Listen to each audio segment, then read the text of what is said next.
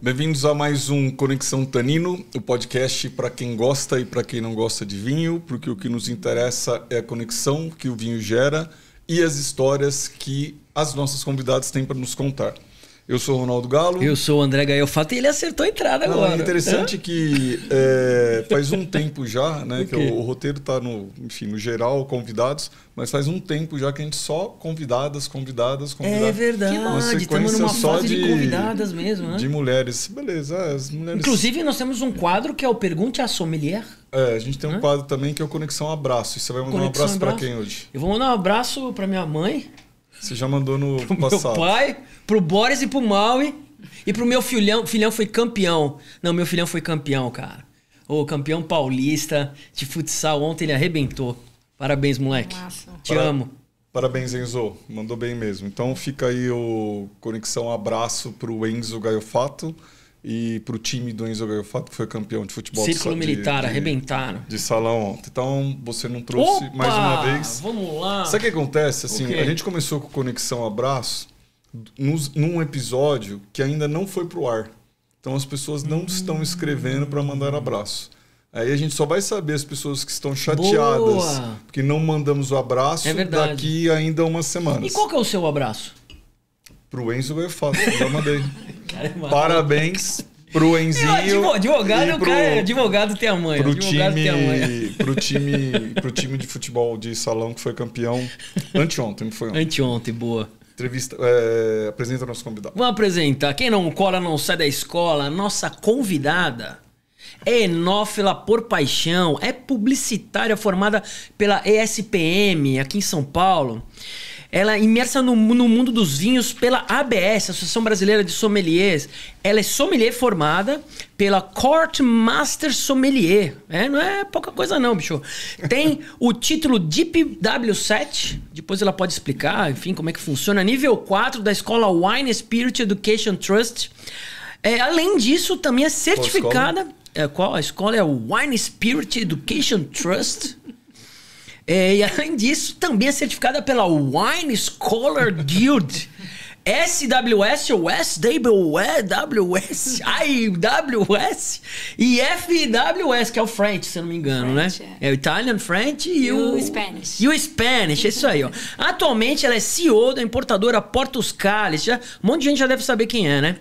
Ela é sócia idealizadora do projeto Got Wine. Ela vai explicar pra gente que é um projeto super legal, disruptivo, que envolve os jovens, a galera que tá ajudando a entrar aí no mundo do vinho, para se apropriar mais, né, do mundo do vinho. Além de tudo isso, ela também é educadora do W7 da The Wine School Brasil. Ia falar Brasil. Wine School Brasil. Graças às suas raízes de Portugal aprofundadas por uma relação com a vinícola Bacalhau, ela vai explicar o porquê disso. Atualmente ela é a primeira mulher a ocupar o cargo de presidente da Câmara Portuguesa de Comércio de São Paulo, cara. Olha que legal, uma casa com mais de 112 anos de história. E a primeira mulher, e nós estamos com ela aqui. Que legal, cara. Muito bacana mesmo. Ela vai contar um pouco essa história. O vínculo com Portugal, tanto no vinho como nos negócios em geral. Um fato interessante, que ela é uma das poucas brasileiras aceitas atualmente, estudante, né, do Instituto Master of Wine, que é um negócio super legal para explicar como é que funciona isso, como é que você se torna um Master of Wine, uma das mais prestigiadas qualificações do setor de vinhos mundial. Muito legal. E além de tudo isso, como um fato interessante, talvez alguns saibam, ela é... Não, isso aqui eu não vou falar só depois. Mas ela vai entender o porquê que eu vou falar só depois. Vou pular aqui. Ela é alucinada por Fórmula 1. E Fórmula 1, será que tem alguma relação com vinho? Mano, quando acaba a corrida tem, mas enfim, deve ter alguma outra relação também. Além disso, ela adora yoga, é surfista, kite surfista, é escalador, aqueles lances de subir montanha, parede, meu, negócio maluco, cara. E além de tudo isso, sabe aquele filme Ghost? Da Demi Moore e o Patrick Swayze? Que eles faziam lá artesanato e tal. Então ela também faz artesanato, com barro e tal. Quiçá no mundo agora ela não vai fazer uma ânfora de barro, né? Porque ela é do mundo do vinho, né? Enfim, ela é dona de um bordão muito famoso nos seus vídeos das redes sociais.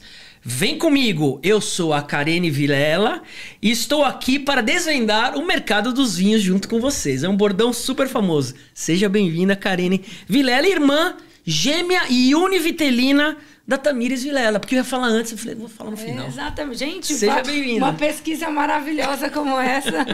Obrigada. Saúde. Saúde. Estou muito feliz de estar aqui. Obrigada pelo convite. Saúde. Foi muito legal ter a oportunidade de estar aqui. Agradeço aí o Ronaldo o convite, o André por me receber. E eu vou aproveitar para também meu momento abraço. Posso mandar um abraço? Claro, boa! Eu quero mandar um abraço para todas as mulheres que já participaram do podcast, representando aí a nossa classe. Legal. Muito legal ver que um podcast como o de vocês está dando tanta também aí, protagonismo para as mulheres. Então, eu fico muito feliz das mulheres que já vieram aqui no podcast, já falaram de vinho. E estou feliz aqui de seguir a trilha também que legal. Do espaço feminino aqui na Conexão. Então, é isso mesmo. Bom, show de bola. Bem-vinda. A gente que agradece, na verdade, a sua confiança de bater um papo aqui com a gente.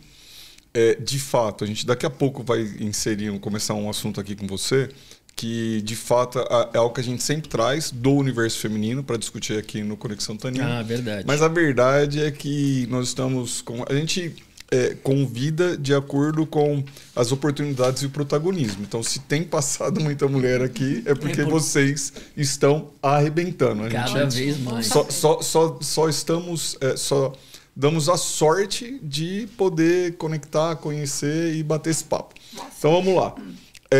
Tô tomando um vinho já aqui, Ronaldo. O que é esse? Como é que vai ser esse negócio hoje, hein? Bom, eu ia falar depois da conexão, mas vamos lá. Então, pessoal, mais uma vez, para quem já acompanha o programa, nós vamos fazer uma degustação. Nossa degustação tradicional aqui ela é às cegas, o que significa dizer que esse vinho número 1 aqui, que é o rosé que a gente está tomando, quem trouxe foi a Karene. E nós não sabemos que vinho é esse. O vinho número 2 é um vinho que eu e o André trouxemos e a Karene não sabe que vinho é esse. A gente vai parar num determinado momento do nosso bate-papo para comentar, não necessariamente tecnicamente, e esse não necessariamente do nosso lado. Porque do lado de lá não é obrigada, mas difícil ela não fazer. A gente vai comentar sobre os vinhos para dizer assim, se a gente gostou, não gostou, o que acha. Qual a sua conexão com o vinho? É a primeira pergunta que a gente faz para os nossos convidados. No seu caso, né, o André já leu aí a descrição, bastante coisa, mas a ideia é o seguinte, é quando na sua memória te deu um primeiro start ou tem um lance assim afetivo. Legal. Lá? Como eu me conectei? Lá atrás, como criança, sei lá. Claramente o vinho faz parte da minha vida. Eu tô há 15 anos no mercado de vinhos, 15 anos trabalhando com vinho. Meu pai era um apreciador e vivia pelo hobby no vinho, tanto que ele começou a investir na Portscale, que é a empresa que hoje associou por hobby. Mas é engraçada essa pergunta, porque nunca ninguém me perguntou quando eu me conectei com vinho. As pessoas me perguntam quando eu comecei com vinho. Começar uma história que acho que quem me segue no Instagram, me olha, já deve saber da minha história, Portscale e tudo. Mas a minha conexão, a primeira vez que eu falei, cara, eu acho que eu quero trabalhar com isso, foi uma viagem que eu fiz. Eu já trabalhava com isso, tá? Não é que eu trabalho... Você já estava na Portscale? Já estava na Portscale, mas assim, é difícil você falar. Eu comecei muito nova no mundo do vinho. E assim, meu pai simplesmente, ele era investidor de um negócio de vinhos que ele nunca trabalhou. Ele tinha um outro sócio, que era um senhor mais velho, que fundou a empresa e tudo. E meu pai meio que falou, vai lá falar com o seu Manuel, porque eu trabalhava com gastronomia. Eu trabalhava na revista Gosto, que era uma revista de gastronomia. E eu estava ali no comercial. E meu pai falou, filha... Já formada em propaganda e marketing. E já tinha começado a BS, por curiosidade. Porque meu pai falava muito de vinho e tal. Então a conexão então assim, já tinha feito a BS assim, de putz, vou fazer um curso aqui, um módulo na BS, ver qual é, do que se trata e tal. Então eu já tinha feito ali um negócio. Agora, eu já tinha começado na Portscale e falei, vou fazer, mas eu tava numa coisa assim de ajudar meu pai no negócio. Meu pai precisava de uma sucessora ali pro negócio, mas eu não me via naquilo. Eu falo que eu não comecei a trabalhar no vinho porque eu era apaixonada. Eu me apaixonei pelo que eu trabalhava. E uma vez eu fui numa viagem, já a trabalho, para Portugal, e fui para o Douro. E, cara, a primeira vez que eu fui no Douro, o silêncio do Douro foi ensurdecedor, assim. Eu me apaixonei pelo Douro. E eu fui fazer uma volta com David Guimarães, que é um dos enólogos mais reconhecidos do mundo. Ele hoje está no grupo Flatgate. Ele é da família Fonseca, do vinho do Porto Fonseca, e era responsável pela Taylor's. E eu fui fazer uma volta com ele no Douro. E a ver a trajetória dele no mundo do vinho, que também veio de uma coisa familiar, e como ele tinha se apaixonado e transformado aquilo para ser um grande enólogo naquela época, eu falei, e olhava o Douro assim, eu falei, cara, eu acho que eu quero fazer isso. Então eu lembro até hoje que eu voltei daquela viagem, eu mandei um e-mail para, naquela época só comunicava por e-mail, né? Tipo, você mandava para amigo uma fofoca por e-mail, né? E eu lembro que eu mandei tipo um e-mail para minha mãe ou para minha tia, sei lá, para fofocar na viagem, e falei, olha, eu acho que eu me encontrei no mundo do vinho, assim. Eu acho que foi um momento que a conexão, eu olhei e falei, eu acho que é isso que eu quero fazer da vida. Tanto que eu tenho um carinho pela marca Taylor's. A Taylor's esteve comigo até eu entrar na Portscale. Quando eu entrei na Portscale, a Taylor's começou em 85 no Brasil com a Portscale. A Portscale vai fazer 40 anos ano que vem. E quando eu entrei na Portscale, a Taylor's saiu. E foi uma minha principal decepção no mundo do vinho, porque ela foi para outro distribuidor. E eu não entendia por quê, né? Assim, depois, hoje, vendo o negócio, eu entendi que fazia sentido. Mas foi minha primeira decepção no mercado de vinhos, mas até hoje a minha maior conexão com vinho. Assim, eu olho a marca, eu sou apaixonada por fortificados e eu respeito muito o que o grupo Flatgate faz até hoje, porque foi onde eu me apaixonei, assim, foi bem legal. Mas deve ter também uma memória lá de trás com seu pai. Você falou que seu pai era enófilo, né? Enfim, total. Antes de Portscale que você foi, você já... Total. Meu pai, no domingo ali, já tinha alguma coisa. Meu pai, ele sempre foi muito amante de arte, de vinho. Sempre foi uma pessoa muito que gostou de investir nessas coisas. E ele sempre falou uma coisa que eu concordo. Filha, vinho e arte abre portas. Você não chega num restaurante para falar de negócio. Se você falar de vinho, os negócios fluem. Então, hoje eu vejo a quantidade de evento corporativo, de coisas corporativas que eu faço para ensinar executivos que falam de outras coisas a falarem de vinho para abrir portas, não está no mapa, porque é uma coisa legal de falar. É história, é viagem, é conexão. No geral, ninguém bebe vinho sozinho, sem se conectar, né? Até eu bebo, mas, no geral, a gente acaba dividindo o vinho, né? É uma coisa de compartilhar, né? Com certeza. Por isso que é conexão, né? É, por isso que a conexão tá indo, exato. E é mesmo. O primeiro podcast que a gente fez com um amigo, a ideia do podcast era chamar Lado B do Vinho, que era trazer para o bate-papo que as pessoas não falavam, né? Trazer um outro lado do mundo do vinho. E aí um amigo topou fazer o podcast teste com a gente. Legal. E durante o podcast, tudo que a gente falava, ele falou assim, você tá vendo? A conexão com o vinho. Você tá vendo? A conexão com o vinho. A gente mudou o nome do programa por causa desse amigo e, na verdade, entendendo que a ideia do programa era esse bate-papo. O vinho legal. É conexão. Que legal isso. E Portugal, qual que é a conexão? Bom, aí Portugal, assim, a empresa que eu herdei e entrei no vinho chama Portscale. Portscale já é o primeiro nome de Portugal, né? Portscale, Portugália, Portugal. Então, o fundador da Portscale é um português, né? O seu Manuel Garcia, já não está mais entre a gente, já partiu, mas era um português, né? As marcas que eu tinha eram portuguesas, Bacalhau, Taylor's e outras. E acabou que, assim, eu comecei a ir muito a Portugal a trabalho. Meu pai sempre foi um cara muito envolvido com a comunidade portuguesa, sempre foi muito respeitado na comunidade portuguesa. E eu acho que o vinho foi levando a gente para isso, né? Então, tanto que hoje eu sou presidente da Câmara Portuguesa de Comércio, porque eu comecei a me associar na Câmara pela Portscale, então eu sou associada lá... pelo vinho? Pelo vinho, eu sou associada lá desde 2008, então eu ia para a Câmara fazer o quê? Vender vinho. Que legal. Basicamente... Você usa um networking. Networking para vender vinho. É um negócio, como qualquer outro. Exato, e tem muito português, onde tem português tem paixão e demanda pelo vinho português.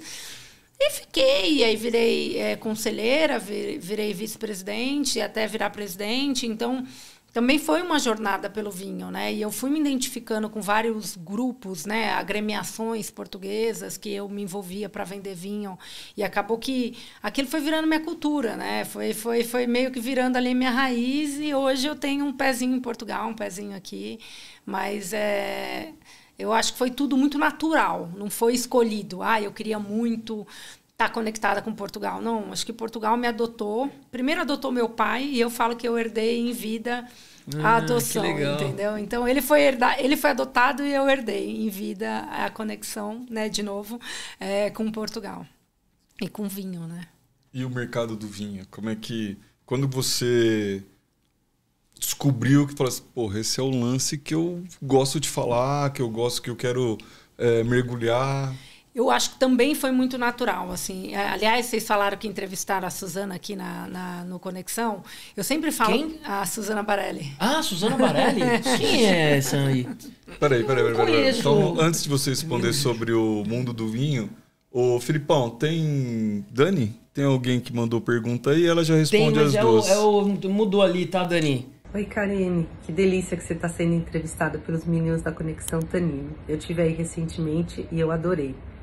Queria te fazer 2 perguntas. A primeira, na verdade, eu queria que você contasse um episódio que, quando você me contou, me surpreendeu muito, mas que foi como uma pergunta que eu te fiz, e no caso, não por ser eu, pode ser por qualquer pessoa, assim, como é que uma pergunta motiva uma pessoa a entrar tão profundamente num tema e estudar e ir atrás do que acredita, atrás da carreira, que eu sei que foi uma coisa muito importante, que eu fiz sem nem saber, e um dia eu fui surpreendida com essa importância que a minha pergunta teve na sua carreira profissional. Eu acho que isso pode servir de exemplo para outras pessoas em outros contextos. Essa é a minha primeira pergunta.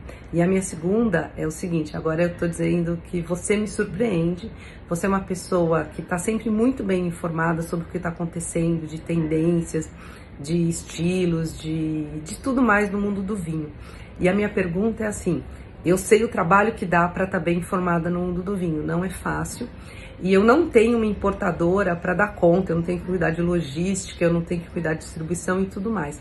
Então eu queria saber como é que você faz para estar sempre tão informada sobre o que está acontecendo no mundo do vinho.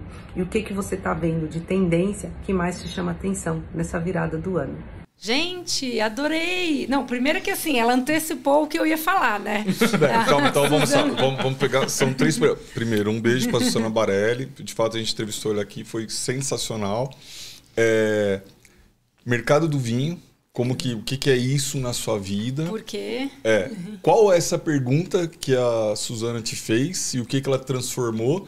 E aí a terceira pergunta dela vale ouro, né? Tá tudo Tendências conectado. do mundo do vinho. Vamos lá. Não, tá tudo conectado, assim. Eu achei... O que eu ia falar, né? Então a Suzana antecipou total.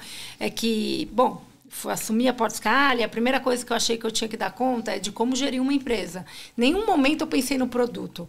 Eu pensei primeiro nas pessoas, no sistema, na contabilidade. Vai implementar ERP, não vai? O que vai ser... Eu sou formada em propaganda e marketing e fui fazer já uma especialização no INSPER de administração, de contábil. Então, eu estava numa onda de, cara, vou organizar essa empresa e vou dar um jeito. E um dia a Suzana ligou na empresa, eu lembro até hoje esse dia, parece que... Só que isso faz muito tempo, tá? Isso foi, sei lá, 2010... A Suzana era editora da revista Menu, na época, sempre... E eu já conhecia a Suzana do mercado porque eu era da revista Gosto. Então, a gente já se conhecia. A Suzana ligou lá e eu estava importando um vinho italiano que tinha caído no meu colo, que eu não sabia nem do que se tratava, que era de Maremma, o vinho. E aí a Suzana perguntou um vinho específico se era um DOC G, se era uma denominação de origem controlada e garantida. E eu falei, o que é DOC G? Só que a internet naquela época não é como a internet hoje, né? Não tinha um GPT hoje. GPT, o que é Doc G? No vinho, né? Então, assim, era meio vibe MetaMiner, né? O Google ainda era meio devagar. Então, você colocava Doc G, aparecia mecânico, aparecia um monte de coisa. Eu colocava Doc G vinho, não explicava direito. As denominações também é uma coisa meio nova. E eu falei, cara, preciso estudar. E depois eu descobri, o Google me ajudou lá, eu respondi se era ou não era, liguei pro produtor, deu um jeito. E eu falei, cara, se essa pergunta que parece ser fácil, eu não sei responder. E ninguém da minha empresa sabia. Olha só. Eu não tinha ninguém na empresa. E assim, isso que eu já tinha estudado de alguma coisa, eu tinha um básico, mas eu não sabia o que ela estava falando. E eu falei, vou estudar. Aí eu simplesmente coloquei curso de vinho. E caí na W7, que é o Wine Spirit Education Trust. Quando eu cheguei no curso, eu mal não sabia nem o que era, que era de Londres, não sabia que era uma certificação internacional, eu não sabia nada. Eu só cheguei lá para fazer um curso de vinho. Tanto que eu nem sabia que tinha prova. Quando chegar, não... Vou fazer um curso e acabou. É um sábado, eu vou sentar lá e vou aprender tudo. E esse sábado matou, não vou precisar mais pensar nisso. Na minha cabeça, eu vou fazer um curso sábado e não vou pensar mais nisso. Essa era a minha cabeça. Caramba. Quando eu cheguei lá, eu lembro que quando eu fiz na The Wine School, que é a escola que hoje eu dou aula. Isso foi em 2010, sei lá, alguma coisa assim. E aí o professor na época falou, olha, tem o nível 1, tem o nível 2, tem o nível 3, tem o nível 4. O nível 4 demora 2 anos, só dá para fazer na Inglaterra. Eu falei, cara, eu não tô nem preocupada com isso. Só quero o nível 1. Aqui. Só descobri aqui que eu tinha que fazer o negócio. Quase não passei naquela prova, porque eu não tinha estudado. Eu não sabia que tinha que estudar antes, não sabia que tinha prova. Passei meio raspando naquela prova. Falei, nossa, esse negócio é difícil, né? Porque eu já sei de vinho e, né? Nossa, na minha cabeça eu já sabia. Aí eu falei, aí depois passei, aí a escola falou, tem o nível 2. Eu falei, então vou fazer o nível 2. Não deve ser tão difícil. 3 dias, eu fiz o nível 2. Agora tem o nível 3, que era o primeiro nível 3 no Brasil. Tem o nível 3. Uma semana. E era em Bento Gonçalves. E você gosta pouco de estudar, né? Então, e eu nem sabia que eu gostava tanto de estudar. E assim, eu tenho uma facilidade, que eu tenho uma memória boa. Isso me ajuda. Mas eu nem sabia que estudar... Eu sou publicitária. Não é que eu, assim, fiz SPM. Não é que eu também fui fazer nada muito complexo.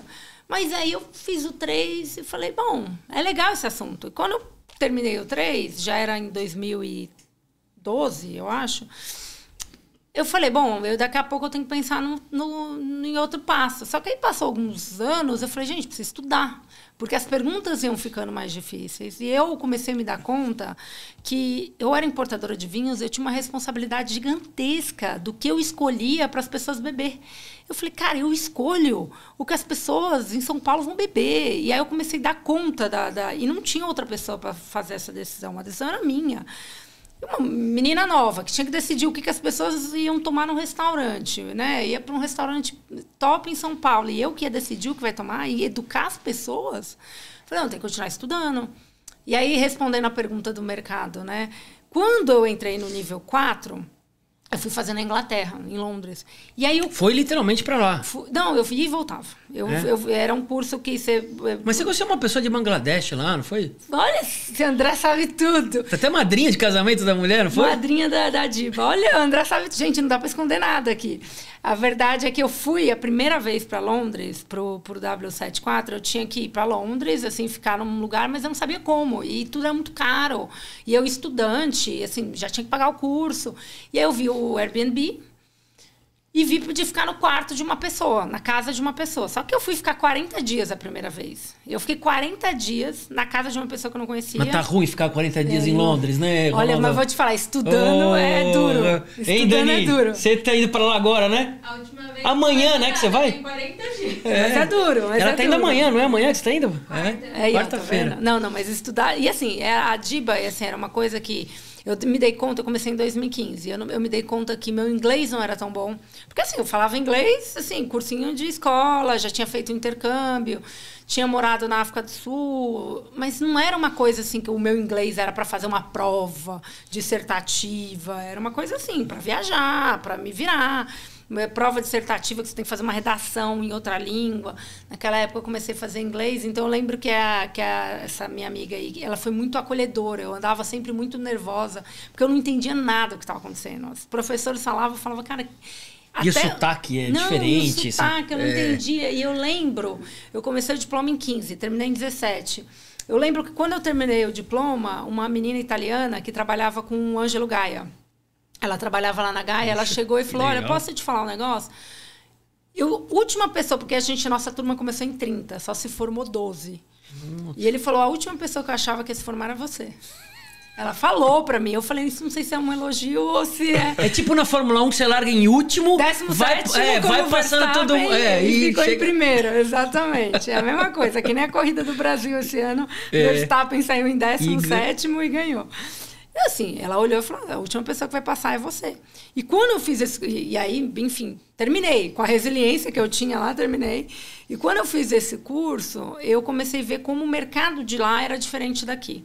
E foi quando eu me apaixonei pelo mercado. Que eu comecei a falar, pera, por que vende esse vinho na Inglaterra, vende esse vinho na China e ninguém sabe do que se trata? Aí eu comecei a viajar o Brasil todo vendendo vinho. E era engraçado. Eu acho que o exemplo clássico do Brasil é o Espírito Santo. Se você vai para o Espírito Santo, você vai para o Espírito Santo, tem 2 vinhos lá que é tipo assim, uma comoção. Os capixabas adoram. É mesmo? Que é o Calicanto e o Memórias. Cara, você não vê Calicanto em nenhum lugar do Brasil sem ser Espírito Santo. Então você vê como o mercado influencia a compra, o que compra. Então você vai em alguns mercados, tipo Manaus. Eu ia fazer feira de vinho em Manaus. Calor. Todo mundo tomando vinho tinto, encorpadaço, ninguém quer vinho leve, todo mundo... Mas por quê? Porque todo mundo fica no ar-condicionado a 16 graus. Então, eu, na minha cabeça, Manaus é quente, vou mandar um branco. Nunca vendeu uma garrafa. Aí eu mandava um tinto encorpado, tá todo mundo no ar-condicionado. Então, eu fui vendo coisas que eu falava, opa, peraí. Eu preciso entender por quê, quais são os hábitos, qual é a cultura. Então, eu me apaixonei pela ideia da antropologia. Durante a pandemia, eu fiz um curso de antropologia e eu vi o quanto o mercado é regido pela cultura. E eu acho que essa coisa da cultura, preço, né, tendências macroeconômicas e tudo mais. Então, eu acabei me apaixonando muito por isso e comecei a falar e abrir o assunto no Instagram e começar a estudar mais. E respondendo a Suzana como eu arranjo tempo para fazer isso, a segunda pergunta da Su, eu acho que é uma coisa muito de disciplina. Assim. Eu acho que se você organiza, com o tempo eu me descobri uma pessoa muito disciplinada. Assim, respeitar minha agenda, saber delegar coisas e o que me propor a fazer o que é possível. Antes eu tinha uma dificuldade porque minha obsessividade eu tinha que fazer sempre o melhor. E eu descobri que se eu fizer o melhor em tudo, eu não faço nada. Porque eu brigava comigo mesmo para, cara, eu tenho que... Aí eu comecei a ver minha trajetória. A menina lá do Gaia falou para mim que ela era a última pessoa que ela acreditava que ia passar. E eu estava na primeira turma que passou. Não é que eu estava lá com uns 12 que passaram. Eu falei, peraí, tem alguma coisa nisso que mostra que, apesar das dificuldades, cara, eu continuo. Porque, realmente, eu mal entendi o que as pessoas falavam. Ninguém queria eu no grupo. Os ingleses, assim... Tira essa menina do grupo, porque ela não está entendendo nem o que o professor está falando, vai atrapalhar o negócio. E eu terminei. Então, eu falei, bom, se eu terminei foi por disciplina, que eu continuei estudando, fazendo. E aqui no mercado, aprender sobre tendências é a mesma coisa. Qual que é a disciplina? Acordo, leio. Acordo cedo, normalmente, leio sobre os assuntos, organizo mensalmente as pautas do que eu quero discutir, do que eu quero estudar, do que eu quero aprofundar, vou ler, vou fazer um vídeo, vou aprender mais e... Aprendo ensinando, porque também foi uma das coisas que eu aprendi. Assim, eu não sou uma pessoa apaixonada por dar aulas, mas eu sou apaixonada por aprender. Então, eu acho que quando eu dou aula, eu aprendo. Porque primeiro eu estudo, segundo os alunos trazem muita... Né? E eu adoro pergunta que eu não sei responder. Tem gente que tem medo de não saber responder. Eu não, eu adoro quando alguém me pergunta alguma coisa que eu falo, não sei. Vou pesquisar e te falo, entendeu? Então, eu tenho uma pergunta que acho que você não vai saber responder. Só faltou a última, que eu acho que é a mais importante. Qual é verdade. Mas eu quero pegar esse gancho que você falou de tendência aí. Ela não falou ainda. Eu acho, assim, a verdade é que o mercado de vinhos hoje, o grande caos... Sustentabilidade sempre vai ser a guarda-chuva e a gente discute muito isso, porque acho que todas as indústrias... e não estou falando de vinho orgânico, não estou falando de vinho biodinâmico, não estou falando nada disso. Estou falando de sustentabilidade como um guarda-chuva inteiro, né? Pegada de carbono, garrafas mais leves, decisões na viticultura que conseguem minimizar o uso de energia, o uso de água, como que a gente consegue fazer um gerenciamento de água de forma inteligente. Então, tudo isso eu acho que é uma tendência que já está e veio para ficar e daqui para frente é só para trás. A gente é obrigado a fazer isso, principalmente... Você acha que já está, significa dizer que a gente já embarcou nessa?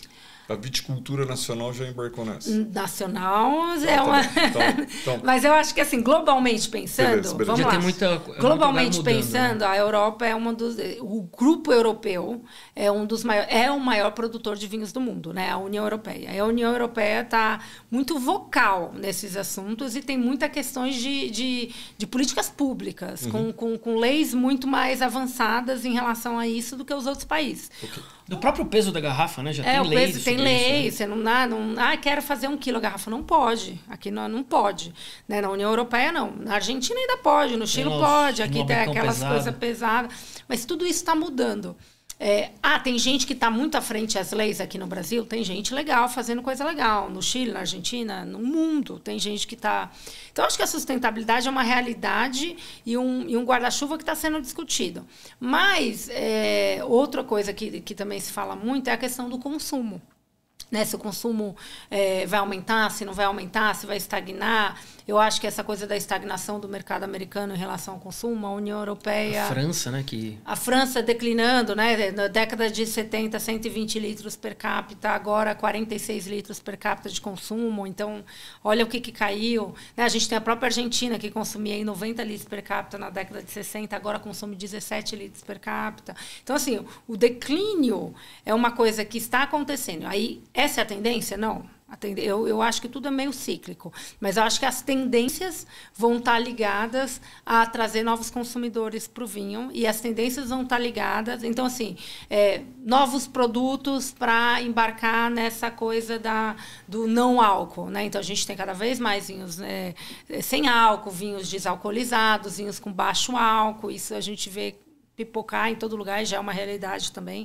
E não é um assunto novo. Eu acho engraçado que as pessoas falam, vinho zero. Eu falo, gente, quando eu estudo as perguntas do Master of Wine, porque eu estou no Master, a primeira pergunta sobre vinho sem álcool no Master of Wine foi em 2010.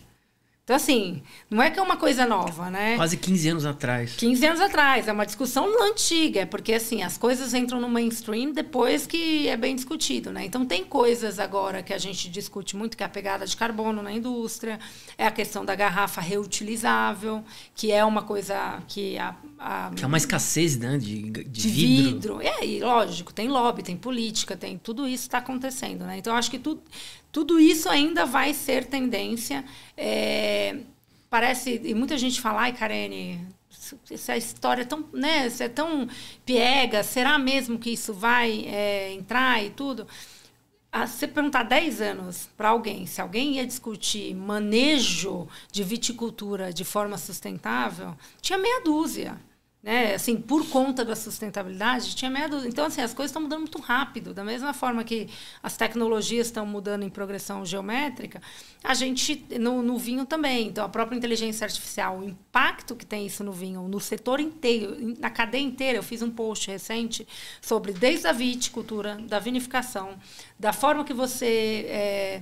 ajuda o consumidor a comprar vinho, a inteligência artificial entra de uma forma revolucionária, né? Totalmente revolucionária. Na viticultura de precisão, posso irrigar só essa vinha e não o hectare Já inteiro. tem drones trabalhando na... Drones trabalhando na agricultura, precisão de irrigação, precisão de uso de fertilizantes dentro da viticultura. Tem 1000 coisas muito que hoje legal. Mudou muito, né? Então, acho que a tendência vai cada vez mais para vine e distribuição, com essas questões da sustentabilidade sendo ali a principal guarda-chuva, né? Mas você comentou aí sobre tendência, que já há 15 anos que estão falando sobre vinhos sem álcool ou com baixo teor alcoólico, com baixa caloria. Você falou de consumo, mas isso tem a ver com gerações também? Porque tem uma geração nova vindo aqui, que tem desde os baby boomers, né? Que são os, né? Quer dizer, agora a geração alfa, X. Né? Como é que você encara essas gerações em relação ao consumo do vinho? Faz sentido? Total. Eu acho que todo momento de vida de gerações tem consumos diferentes. Isso é fato, né? E a gente tem demandas diferentes como seres humanos em diferentes idades.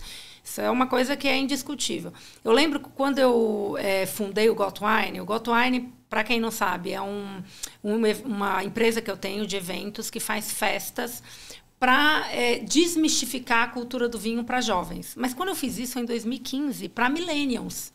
Né? Em 2015, a minha geração é millennial. Millennial de 85 até 97 são os millennials. Então, eu quis aqui falar com as pessoas que eram da minha idade. Porque os meus amigos, em 2015, né, quase 10 anos, não bebiam vinho. Né? Então, meus amigos tinham 20 e poucos anos. Eu também tinha 20 e poucos anos. Mas a gente falou, por que não vamos beber vinho numa festa? Mas não bebia ou só não bebia vinho? Não bebia vinho. Tá. Eu bebia porque eu tinha cultura, eu estava num outro mundo, trabalhava com isso. Mas meus amigos, a gente saía para beber cerveja, caipirinha, vodka. Eu, no começo da faculdade, uísque, tequila, eram outras coisas. Bebia.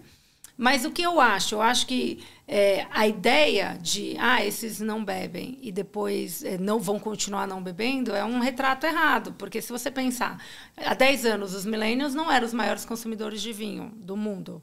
Eram a maior dificuldade da indústria. E foi na época que Yellowtail lançou vinhos com bichinhos, né? Aqueles crickets, né? E todas as vinícolas, vamos vender os rótulos com bichinho para atrair jovens, então o rótulo animado era para atrair jovem, porque o milênio gostava de experiência, e vamos colocar o povo num balão, bebendo vinho, porque no balão o pessoal vai beber.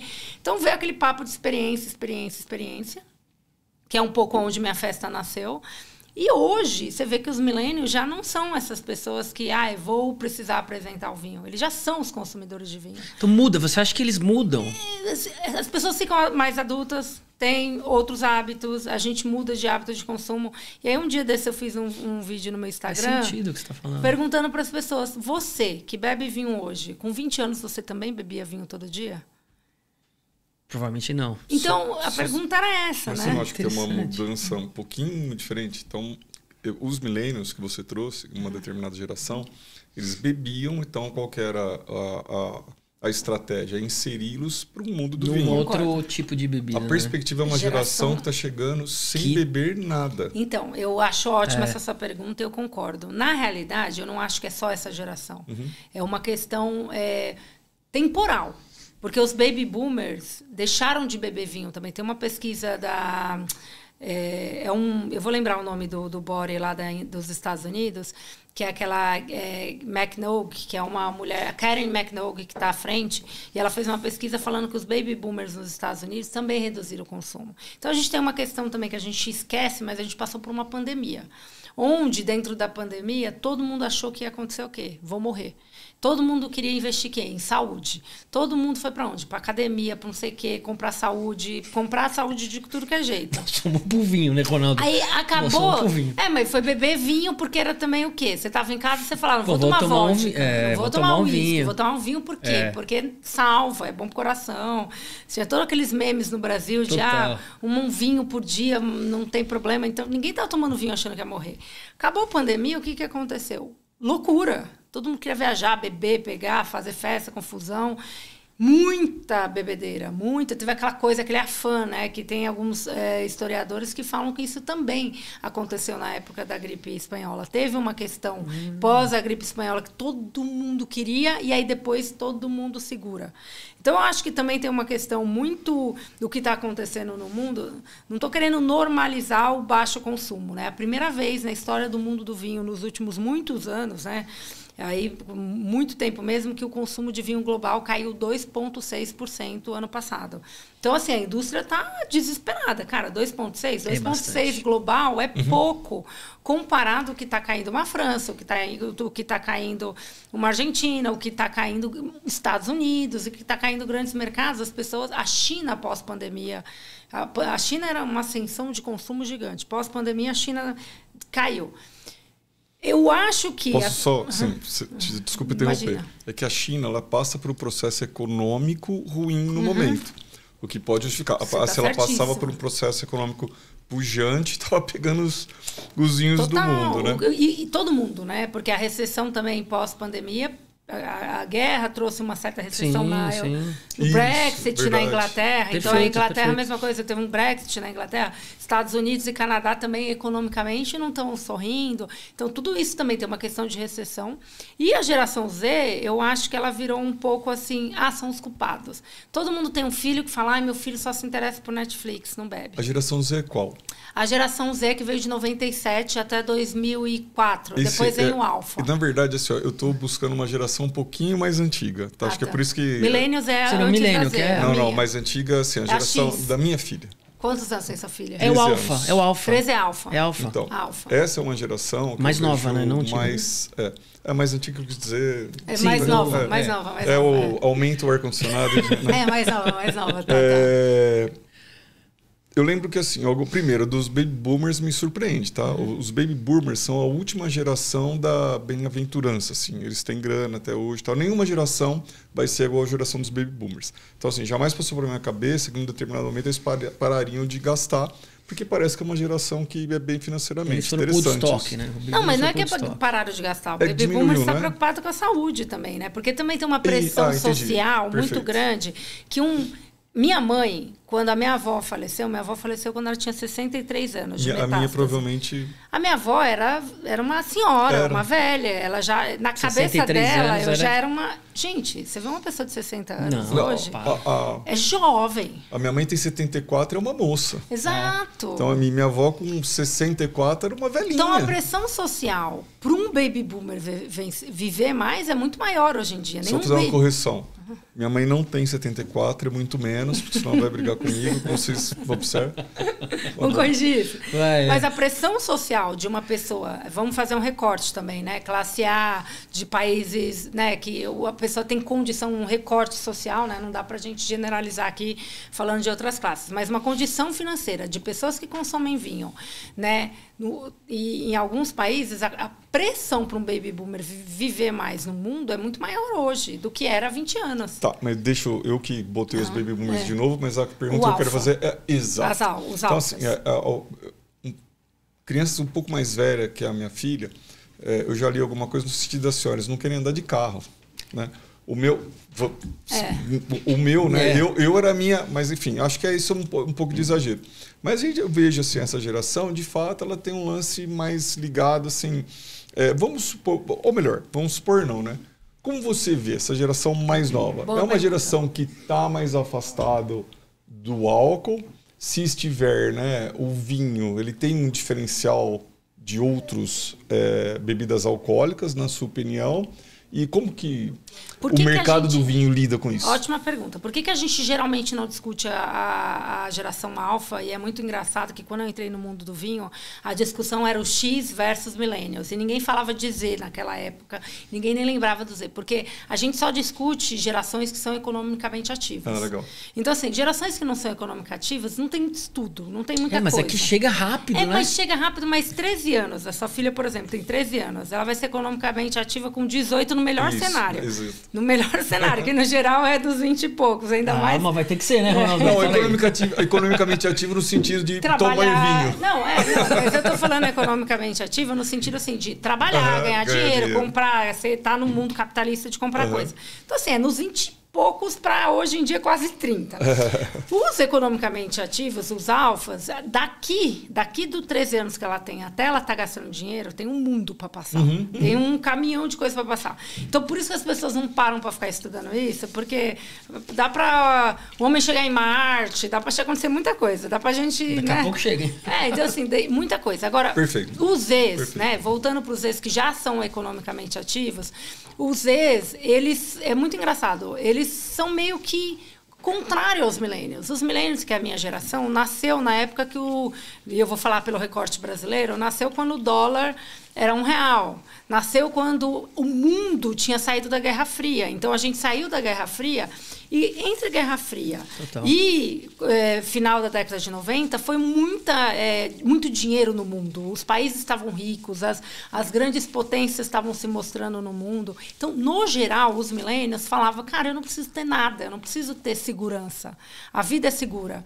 E teve uma coisa que aconteceu com os millennials que as pessoas esquecem, de verdade, que foi uma coisa que marcou a vida de todo mundo, o 11 de setembro.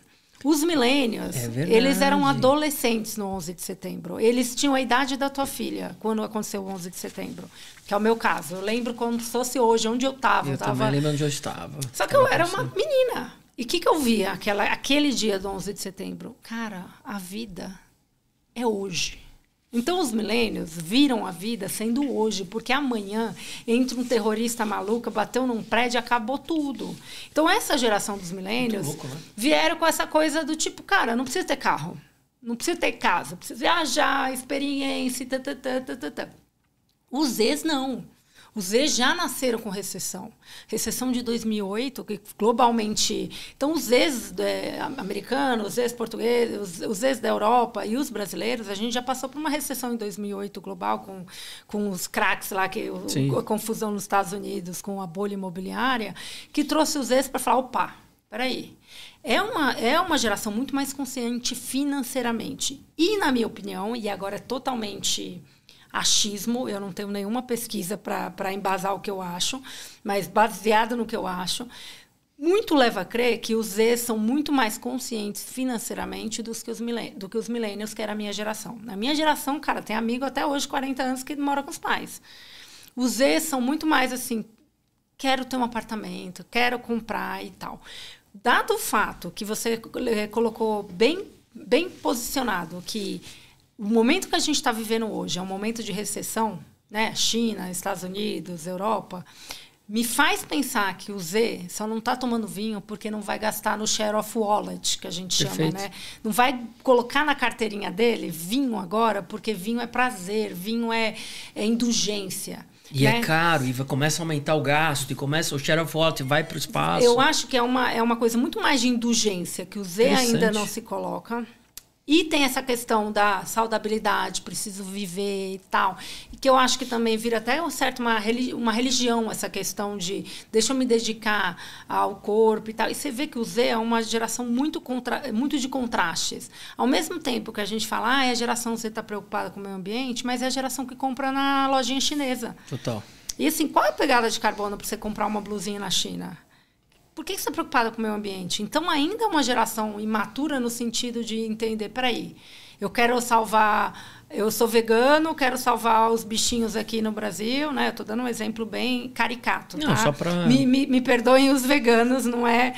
Mas, assim, uma coisa mais caricata, porque tem veganos super bem conscientes do que eles estão fazendo, mas não adianta você ser vegano e comprar uma blusinha na China, né? Tipo, e essa pegada de carbono? A não ser que seja só pelos animais, né? Claro, tem essa questão também de amor pelos animais, são coisas diferentes. Mas pelo meio ambiente não fecha a conta, né? Não fecha a conta. Então, eu acho que ainda é uma geração que a gente entende muito pouco, que está mudando, e a gente coloca toda a conta do declínio de consumo global na conta da geração Z. Eu acho muito injusto. Porque não é a geração Z que está deixando. Porque não é uma geração que, se a gente for fazer o recorte... Quando os millennials entraram para beber vinho, percentualmente, os millennials não representavam o consumo. Quem representavam era quem? Os X, os baby boomers e etc. Hoje a gente quer colocar na conta do Z o que os millennials, os X e os baby boomers não estão entregando. Está todo mundo meio segurando também, né? Os millennials não conseguiram... Eu falo que a millennial, assim, desculpa meus amigos e eu mesma, é a geração perdida.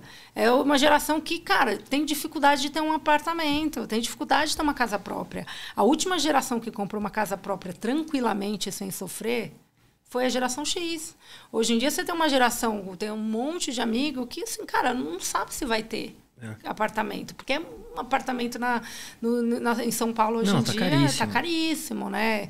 E tem aquela coisa também de hoje, as pessoas também, as relações estão muito diferentes. Antigamente você casava também para juntar riqueza, para você comprar coisas. Hoje em dia as pessoas casam mais tarde, têm filhos mais tarde, então não junta riqueza novo, né? Então, meus pais casaram, minha mãe teve eu e minha irmã gêmea com 23 anos, né? Então, você já junta dinheiro, né? Junta parcelinha ali, parcelinha. Sua irmã é do vinho também? Não, minha irmã não é do vinho, ela é da área da educação.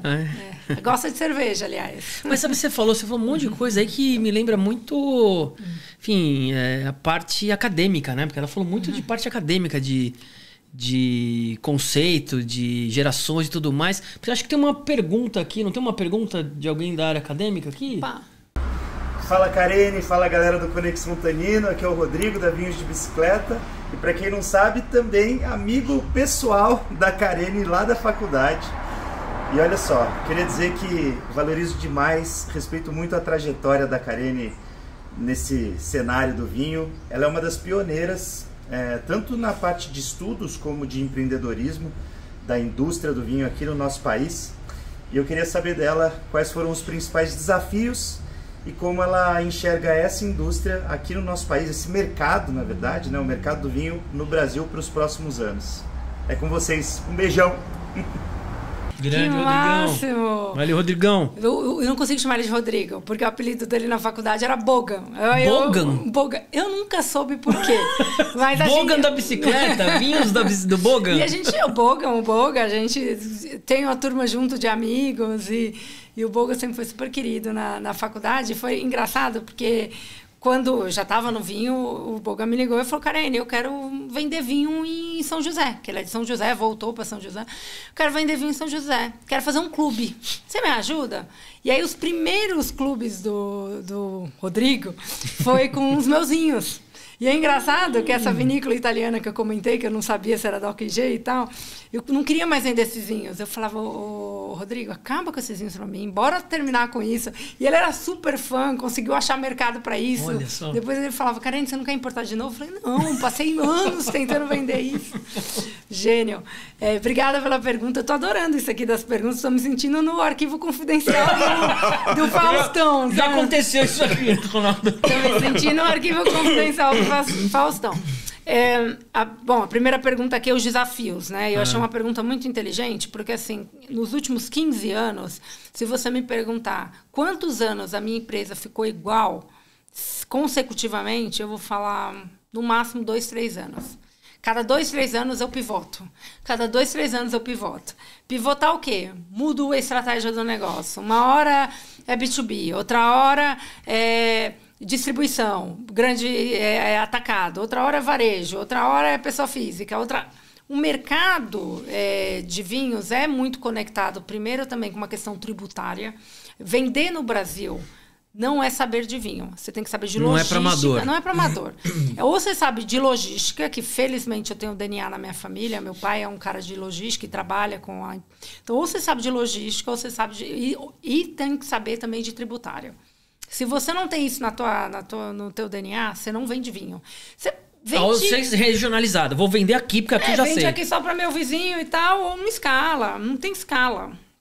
A escala também está cada vez mais baseado e também está perto do mercado consumidor e gerar essa demanda. Então, assim, o mercado de vinhos, todo mundo pensa, não, o vinho está aumentando muito no Brasil, né? Na pandemia todo mundo bebeu vinho. É a percepção que o pessoal tem. Mas, gente, a pandemia foi uma bolha, não é o recorte, né? Acabou a pandemia, as coisas voltaram ao que eram, né? A gente tem ali, realmente, comparado, e por acaso, quando eu estava na faculdade com o Rodrigo... Bogan. Com o Bogan, tinha o trabalho de conclusão de curso na SPM, chama PGE. E eu fiz o meu PGE sem saber que eu ia trabalhar na Portscale sobre a Portscale. Porque como meu pai já era investidor na importadora, eu falei, bom, ligo ali para o seu Manuel, e o seu Manuel me ajuda e eu vou fazer meu trabalho sobre isso. E é muito engraçado que às vezes eu pego o meu trabalho até hoje, do que eu fiz, consumo aumentou, mas o mercado mudou muita questão... tributária, muita questão, né? A gente teve a mudança do IPI, a gente teve mudança de ST, aí cai ST, então tem muita mudança. O mercado teve que pivotar muito, mas se você olhar quem são as importadoras que estão até hoje, são as mesmas. Entra, sai. A gente sabe de cor quais são, né? Entra, sai. E é engraçado que quando eu fiz meu PGE, meus principais concorrentes no mundo de vinhos portugueses eram a Adega Lentejana, a Qualimpor e a Barrinhas. Se você me perguntar hoje quais são meus principais concorrentes no mundo do vinho, a Adega Lentejana, a Qualimpor e a Barrinhas, de vinho português. Então, assim, cara, passou. Né? Tô falando aí eu fiz meu TCC década de 2000, já passou aí quase mais de 15 anos, quase 20. E eu continuo com o mesmo concorrente, com as mesmas... Então, assim, o mercado muda muito. Então, porque eu acho que uma das coisas que a gente não aceita aqui no Brasil... Eu acho, sim, que a cultura do vinho aumentou muito, mas ainda é uma cultura de lifestyle. As pessoas que investem no mundo do vinho, investem para não ganhar dinheiro. Tipo, tudo bem se eu perder. Então, tem muito importador que é de lifestyle, tem muito negócio que não depende daquilo. Então, tem muita coisa... E lifestyle não é cultura, né? Porque quando você fala de cultura não, de é um de lugar, viver aquilo. É assim, aquela coisa de eu gosto de vinho é hobby. Né? A palavra certa acho que é hobby. Eu gosto de vinho, vou abrir uma importadora. E aí abre-se uma importadora, mas não precisa ganhar dinheiro, não precisa fazer o vinho amadurecer. Aí você pergunta para um dono de importador, cara, por que você traz esse vinho? Porque eu gostei. Não quer saber? Eu fui lá na lua de mel com a minha mulher. Adorei. E a minha mulher adorou esse vinho. Mas, cara, vende o vinho? Você conhece o mercado que você está vendendo? Sabe do que se trata? Então, de novo, voltando, até conectando um pouco a pergunta da Suzana com a do Rodrigo, por que eu me apaixonei por mercado? Porque eu descobri que eu só ia conseguir ganhar dinheiro se eu entendesse esse mercado. Ou eu ia ficar também batendo cabeça. Como qualquer setor, né? Ou entendo o mercado, ou não ganho dinheiro.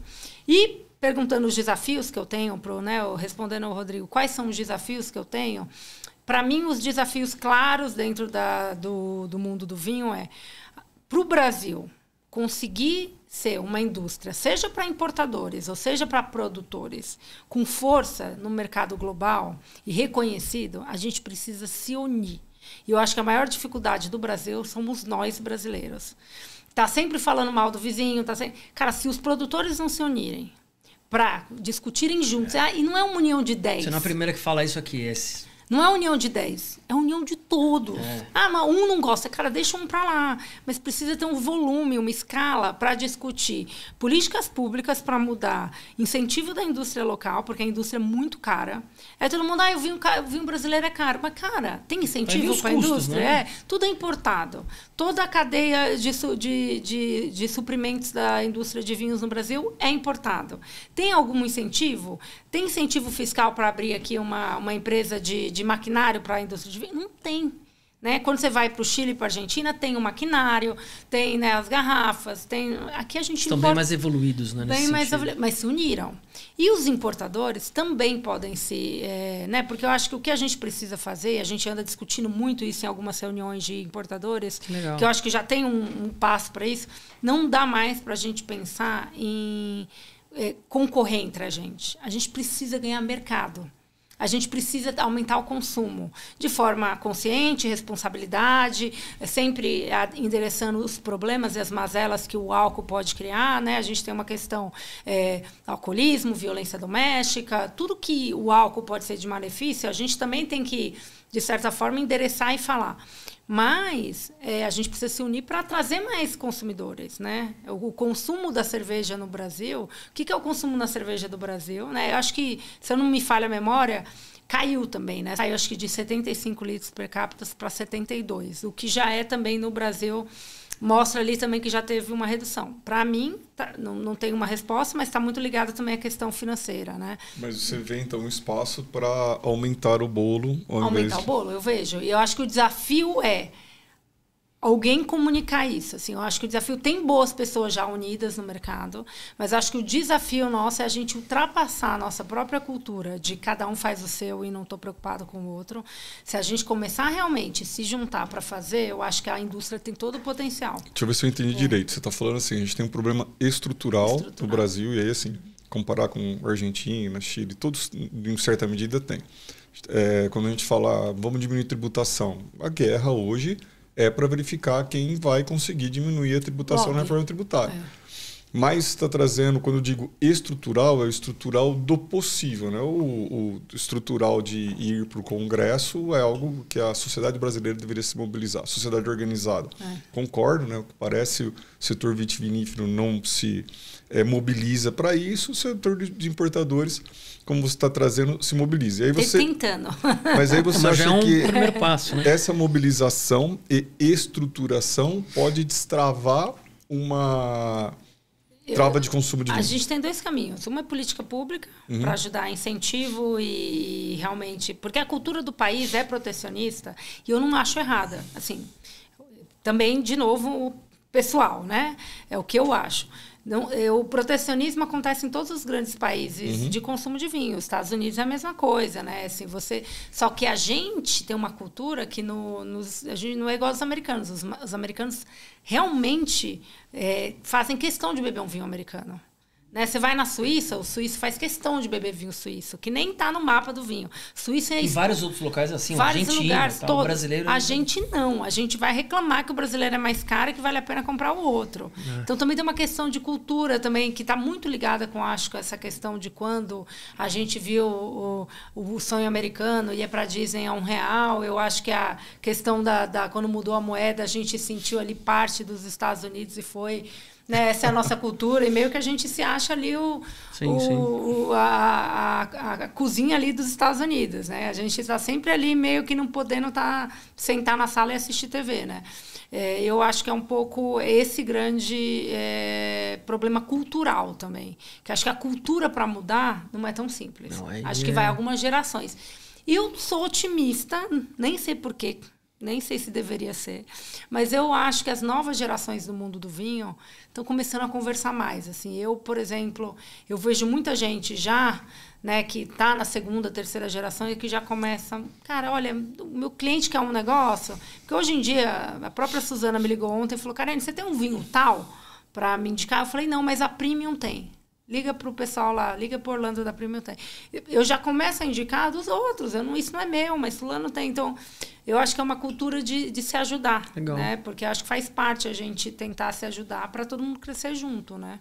Ronaldo, falando de se ajudar, acho que tem que começar a se ajudar aqui. Vamos falar do vinho, porque o tempo tá passando aqui. Tem mais 2 vinhos. Mais um. Não, mais um vinho. Mais um vinho. O que você achou desse vinho aqui, Ronaldo? Um que vale por 2.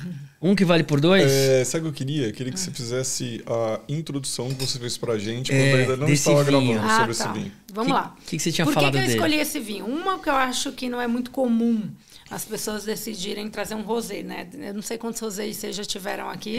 Poucos. Boa pergunta. Não lembro assim. Poucos Boa ou pergunta. Nenhum, não lembro. Mas eu acho que é mais comum as pessoas... Ou branco ou tinto. Ou branco ou tinto, ou né? espumante. E eu gosto muito do rosé porque eu acho que é muito versátil. Eu acho que tem essa questão do quão é versátil. Os últimos anos, né, os dados da OIV do ano passado foi a primeira vez na história que o vinho branco superou vinho tinto na produção. Então, demonstra que o mundo está se orientando para vinhos brancos. Tem várias explicações, né? O mundo está mais quente, mudança de hábito de consumo de comida, enfim, tem 1000 coisas. O rosé, lógico, a base é muito pequena, está sempre ali crescendo um pouquinho.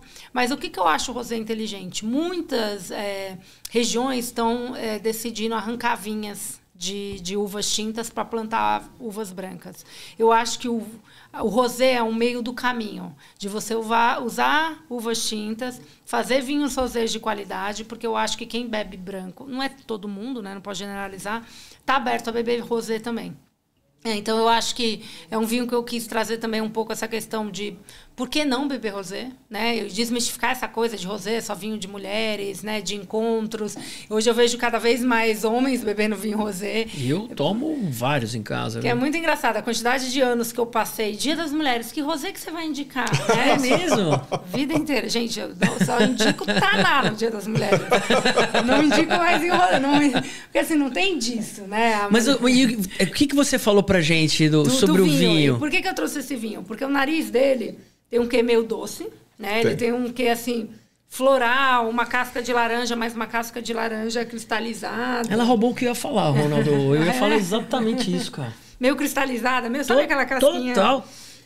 Não, agora você é muito fruta cristalizada. Então tem uma coisa bem floral, bem uma laranjinha cristalizada, tem uma coisa assim meio perfumada, um vinho bem perfumado e o nariz parece doce. Quando você coloca na boca...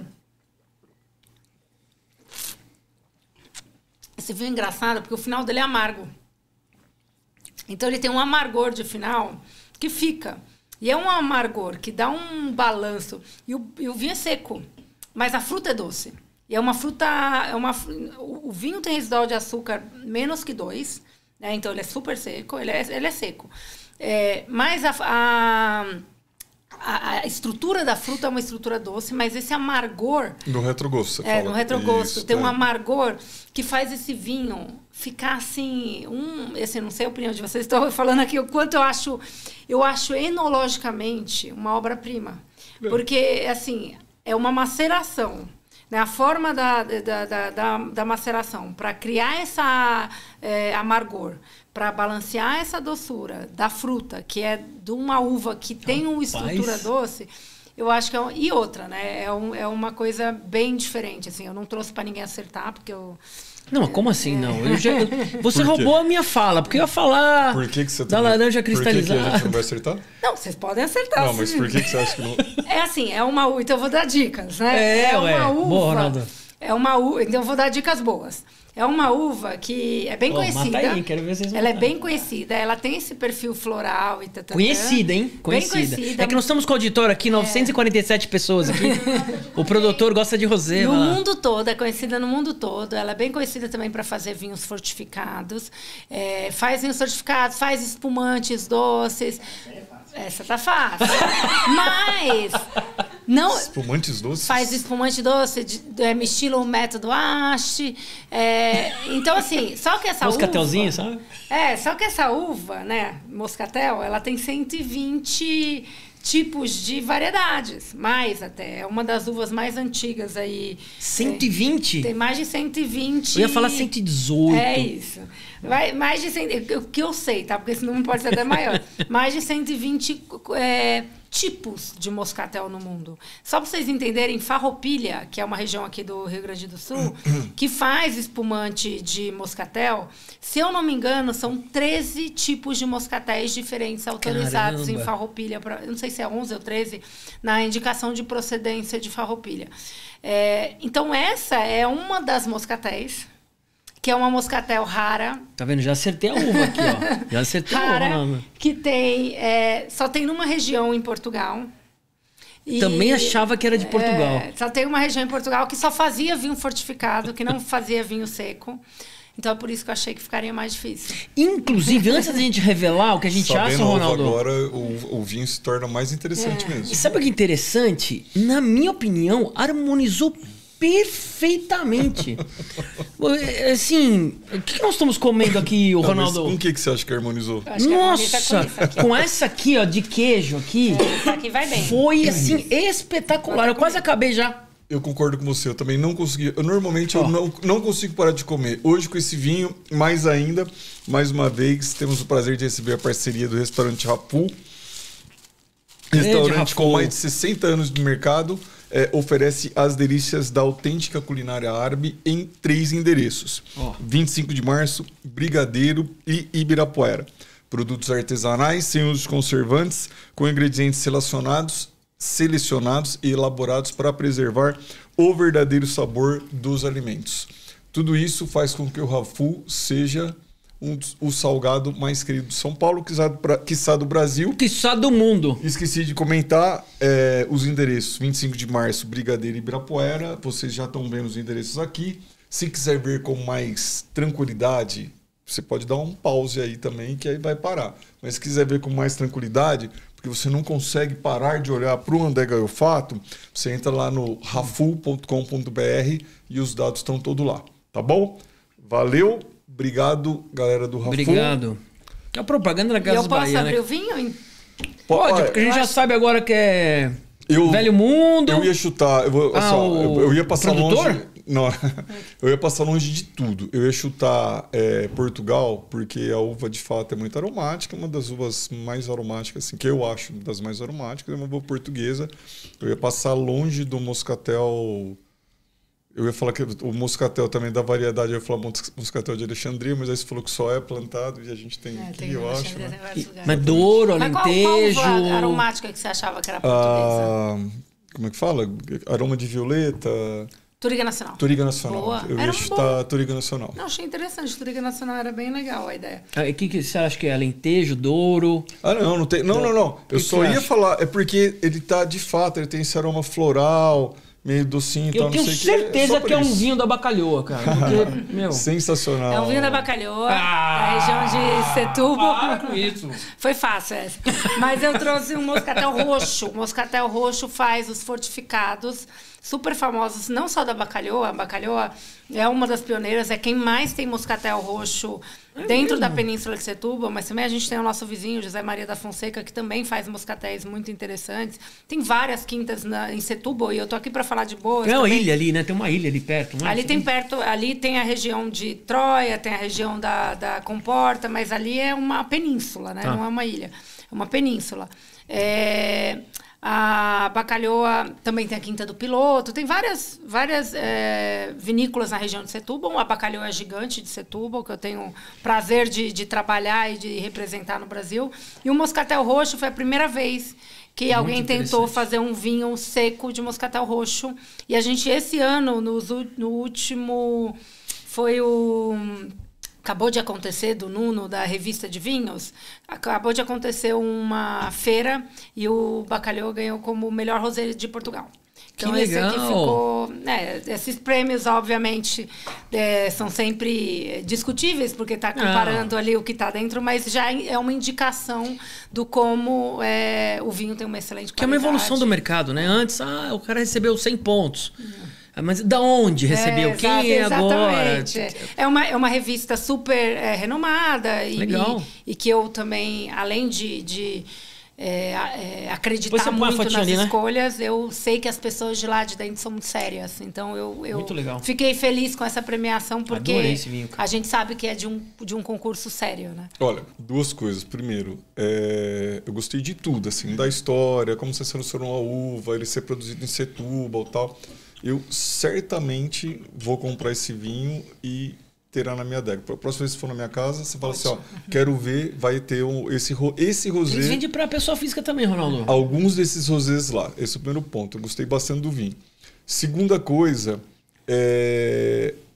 a bacalhoa é um caso de muito sucesso no Brasil.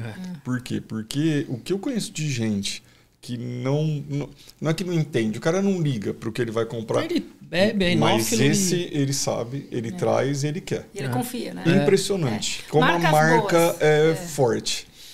Marcas boas precisam também de qualidade constante, né? Então tem que ter uma constância na qualidade para se manter, né? Então eu acho que é uma marca bem feita, não só no Brasil, como em vários lugares do mundo, mas a qualidade também reflete o que as pessoas confiam, né? Então eu fico feliz de ser uma das pessoas que trabalham atrás dessa marca, né? Ronaldo, fiquei um pouco mais tranquilo agora, porque ela falou que os importadores, os distribuidores estão se unindo um pouco, porque assim, talvez o vinho, né, que nós trouxemos não seja da Porto Oscar, né? Não tem problema nenhum, eu adoro. Então, assim, inclusive vamos servir aqui eu não já. Vou dar a menor dica para ela.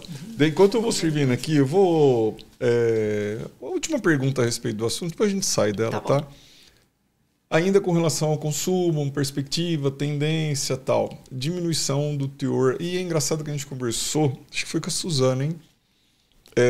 Sobre teor alcoólico, ela diz assim, eu estou observando uma tendência natural da diminuição do teor alcoólico, eu não lembro se foi pelo aquecimento global, né, as diferenças, nuances da temperatura, ou algo que os produtores, enfim, estão trabalhando. Você, então, a mulher com olhos no mercado do vinho, é uma tendência, tanto faz, não é o que importa? Eu acho que tudo é cíclico e o mundo do vinho é um mundo da influência. E hoje, no momento que a gente vive, que a gente vive a economia da atenção, né? A gente vive uma economia da atenção muito grande, que o advento das mídias sociais faz a gente ter cada vez mais influenciadores, e todos nós somos influenciadores. Eu acho que o consumo e o estilo do vinho está mudando muito rápido. Então, assim, a era Parker, né? A gente, no mundo do vinho, a gente chama era Parker, que é o Robert Parker, que é um dos críticos gastronômicos, né, bem reconhecidos dos Estados Unidos. Antes, quando você escolhia um vinho, mundo, né? Do mundo, acho que né? Talvez do mundo. a placa mais forte do mundo do vinho hoje, até hoje. Até hoje, acho que as novas gerações já não tem tanta conexão. Mas sim, acho que os novos já não tem tanto mais. Acho que hoje em dia tem outros nomes tão fortes quanto. Mas o Parker foi uma era que ele implementou e também há 15 anos, quando eu comecei no vinho, a gente confiava nos guias, né? Então tinha o guia Penin da Espanha, tinha, né, o Platter da South Africa, os guias que mostravam o que a gente podia comprar. E quem escrevia os guias? Quem conhecia de vinho, quem era conhecedor, quem era estudioso, quem já tinha se dedicado a isso. E o Parker teve uma grande influência nessa época com a revista dele, falando, olha, isso é bom, isso não é. E ele influenciava com estilos muito pesados, muita madeira, muito álcool. E isso foi a regra por muito tempo. As pessoas que não tinham vinhos com madeira, colocavam madeira, álcool. E o consumo estava direcionado para isso e vendia. Essa época passou. Hoje eu tenho muito mais nomes que são respeitados no mundo. Né? Eu não tenho só um Parker, né? Eu tenho a Jessis, tenho a Janice, a Jenny lá que escreve também no Jancis Hobbs, tem Jamie Good, tenho vários grandes nomes hoje dentro aquele Hugh Johnson, tem vários nomes hoje na indústria de vinhos global que influenciam. E aí começou primeiro a entrar numa onda de vamos ser menos álcool. Né? Os vinhos não vão ter tanta madeira. Eu acho que foi um pouco dessa coisa da subversão. Vamos ser contra o que bombou. Agora isso é brega. E isso acontece em tudo, em moda, em tudo. Né? Para quem acompanha moda sabe que saia balonê, que é uma saia gordinha, virou um negócio horroroso. Hoje está na moda de novo. Então, respondendo essa pergunta... Aquele tênis da Adidas antigo, voltou na moda agora de tá novo. Na moda. Então, as coisas são cíclicas. E cada pessoa que entra quer subverter o que foi. Então, chegou uma turma, uma onda de, cara, menos madeira. Isso tá muita madeira. E aí, o que os produtores tiveram que fazer? Correr para tirar madeira. Só que as coisas não acontecem no mundo do vinho de um dia para a noite. Quando você pensa num vinho que você vai produzir, você vai pensar assim, principalmente um vinho premium, que vai ficar X anos em madeira, para você no outro ano tirar a madeira completamente, você ainda tem estoque, você ainda tem que vender, ainda tem vinho parado, então demora alguns anos para as tendências virarem uma regra. Hoje, sim, a tendência é vinhos menos extraídos, com menos álcool, mas... O aquecimento global é uma briga com isso. Hoje em dia tem uma tendência, mas eu tenho uma inversão de produção. Quanto mais calor, mais álcool. Com certeza. O que os produtores estão tendo que fazer? Estão tendo que fazer osmose reversa, estão tendo que tirar álcool, estão tendo que colher antes, estão tendo que fazer blend de regiões que são muito quentes com regiões que ainda a acidez está alta. Está tendo que fazer várias decisões de viticultura para atender a tendência, mesmo a gente sabendo que também tudo isso é cíclico. Se você me perguntar agora vai ser sem álcool? Não sei. Daqui a pouco, né? Você falou da sua filha, da Alfa. Daqui a pouco o Alfa vem com outra coisa. E essa nova geração também vai querer subverter. Vai ter o gama, o beta e... Eu acho muito engraçado que eu falo com pessoas, né? Hoje eu falo com pessoas que falam, não, mas na minha época... E aí eu sempre falo para essa pessoa, quando seu pai falava na minha época, você achava ruim. E agora você virou a pessoa que fala na minha época. E eu acho que isso é normal. Todo mundo vai passar por isso. Mas tem produtores aprendendo com os pais que faziam, né? Ou brigando, né? O caso do Barolo, né? Na Barolo a gente tem uma história aí super, que já é antiga, mas tinham os Barolos tradicionais e os filhos, assim, eram com uma visão mais modernista. E vieram vários embates, alguns produtores que vinham sem usar a madeira que era tradicional e tal. Então, assim, também aprende com o pai ou quer fazer diferente do pai. Nós tivemos aqui o Thiago Dalpisol, que ele falou que ele começou a trabalhar na Dalpisol e os caras extremamente conservadores e ele, com uma ideia de uma outra geração, querendo fazer coisas mais disruptivas, e acabou indo para outras praias, assim. Que eu acho que é normal, é em tudo, né? Então, eu vou ser essa pessoa... Eu não vejo a hora de chegar na minha terceira idade. Eu juro. Eu me vejo assim. Eu me vejo eu acho que eu vou ser uma senhora maravilhosa. E eu me vejo sendo essa pessoa. Porque na minha época, o mundo do vinho... Eu já me vejo repetindo isso, mas eu até dou risada de pensar nisso, mas a verdade é essa, a gente passa por tudo isso, chega lá na frente e a gente quer ter certeza, né? Então, na minha época era diferente, eu aproveitava mais, brincava mais, mas a época que a gente vive hoje é essa, paciência. Eu não falo mas minha filha, quando ela era menorzinha, ela falava assim, como é igual na sua, ela viu alguma coisa...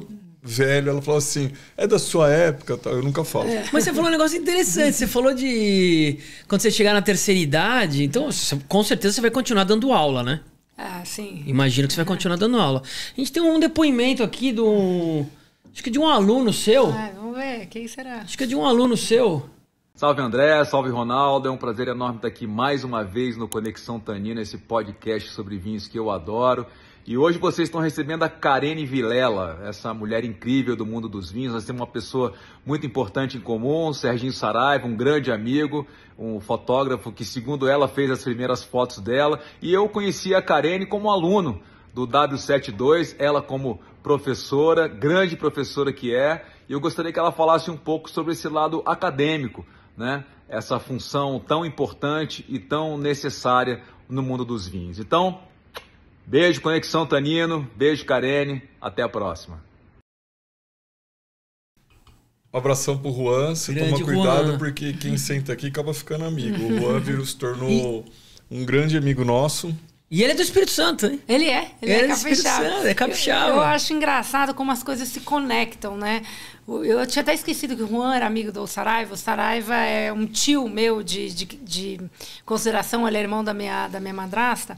E ele é um fotógrafo muito famoso. Desde pequena, ele tirava... Desde menininha, assim, pequena, ele tirava foto minha. E a gente estava falando, eu lembro onde eu estava no 11 de setembro. No 11 de setembro, eu estava com o Saraiva tirando foto para Capricho, para aquela revista. É mesmo? Eu e minha irmã... Eu não conheço, eu não sei o que é. É uma revista de adolescente, de adolescente, de jovem, assim. Você saiu? Eu lembro que a minha irmã tirou foto pra assim, sair Saiu numa em matéria, várias, mas não o em Ronaldo. capa, assim, nada. A gente nunca foi famosa. E aí a gente tava pra tirar foto, mas aquela foto, naquele dia, foi cancelada por conta do 11 de setembro. Olha. E por incrível que pareça, hoje, o Saraiva tava na empresa tirando foto de umas obras que eu queria que ele tirasse. Olha a coincidência. Então, assim, que loucura, assim. O Juan é um querido, foi um super aluno, aplicadíssimo. É ótimo, e eu gosto muito de dar aula, pelo que eu falei para vocês. Eu acho que a aula, para mim, é onde eu consolido o meu conhecimento.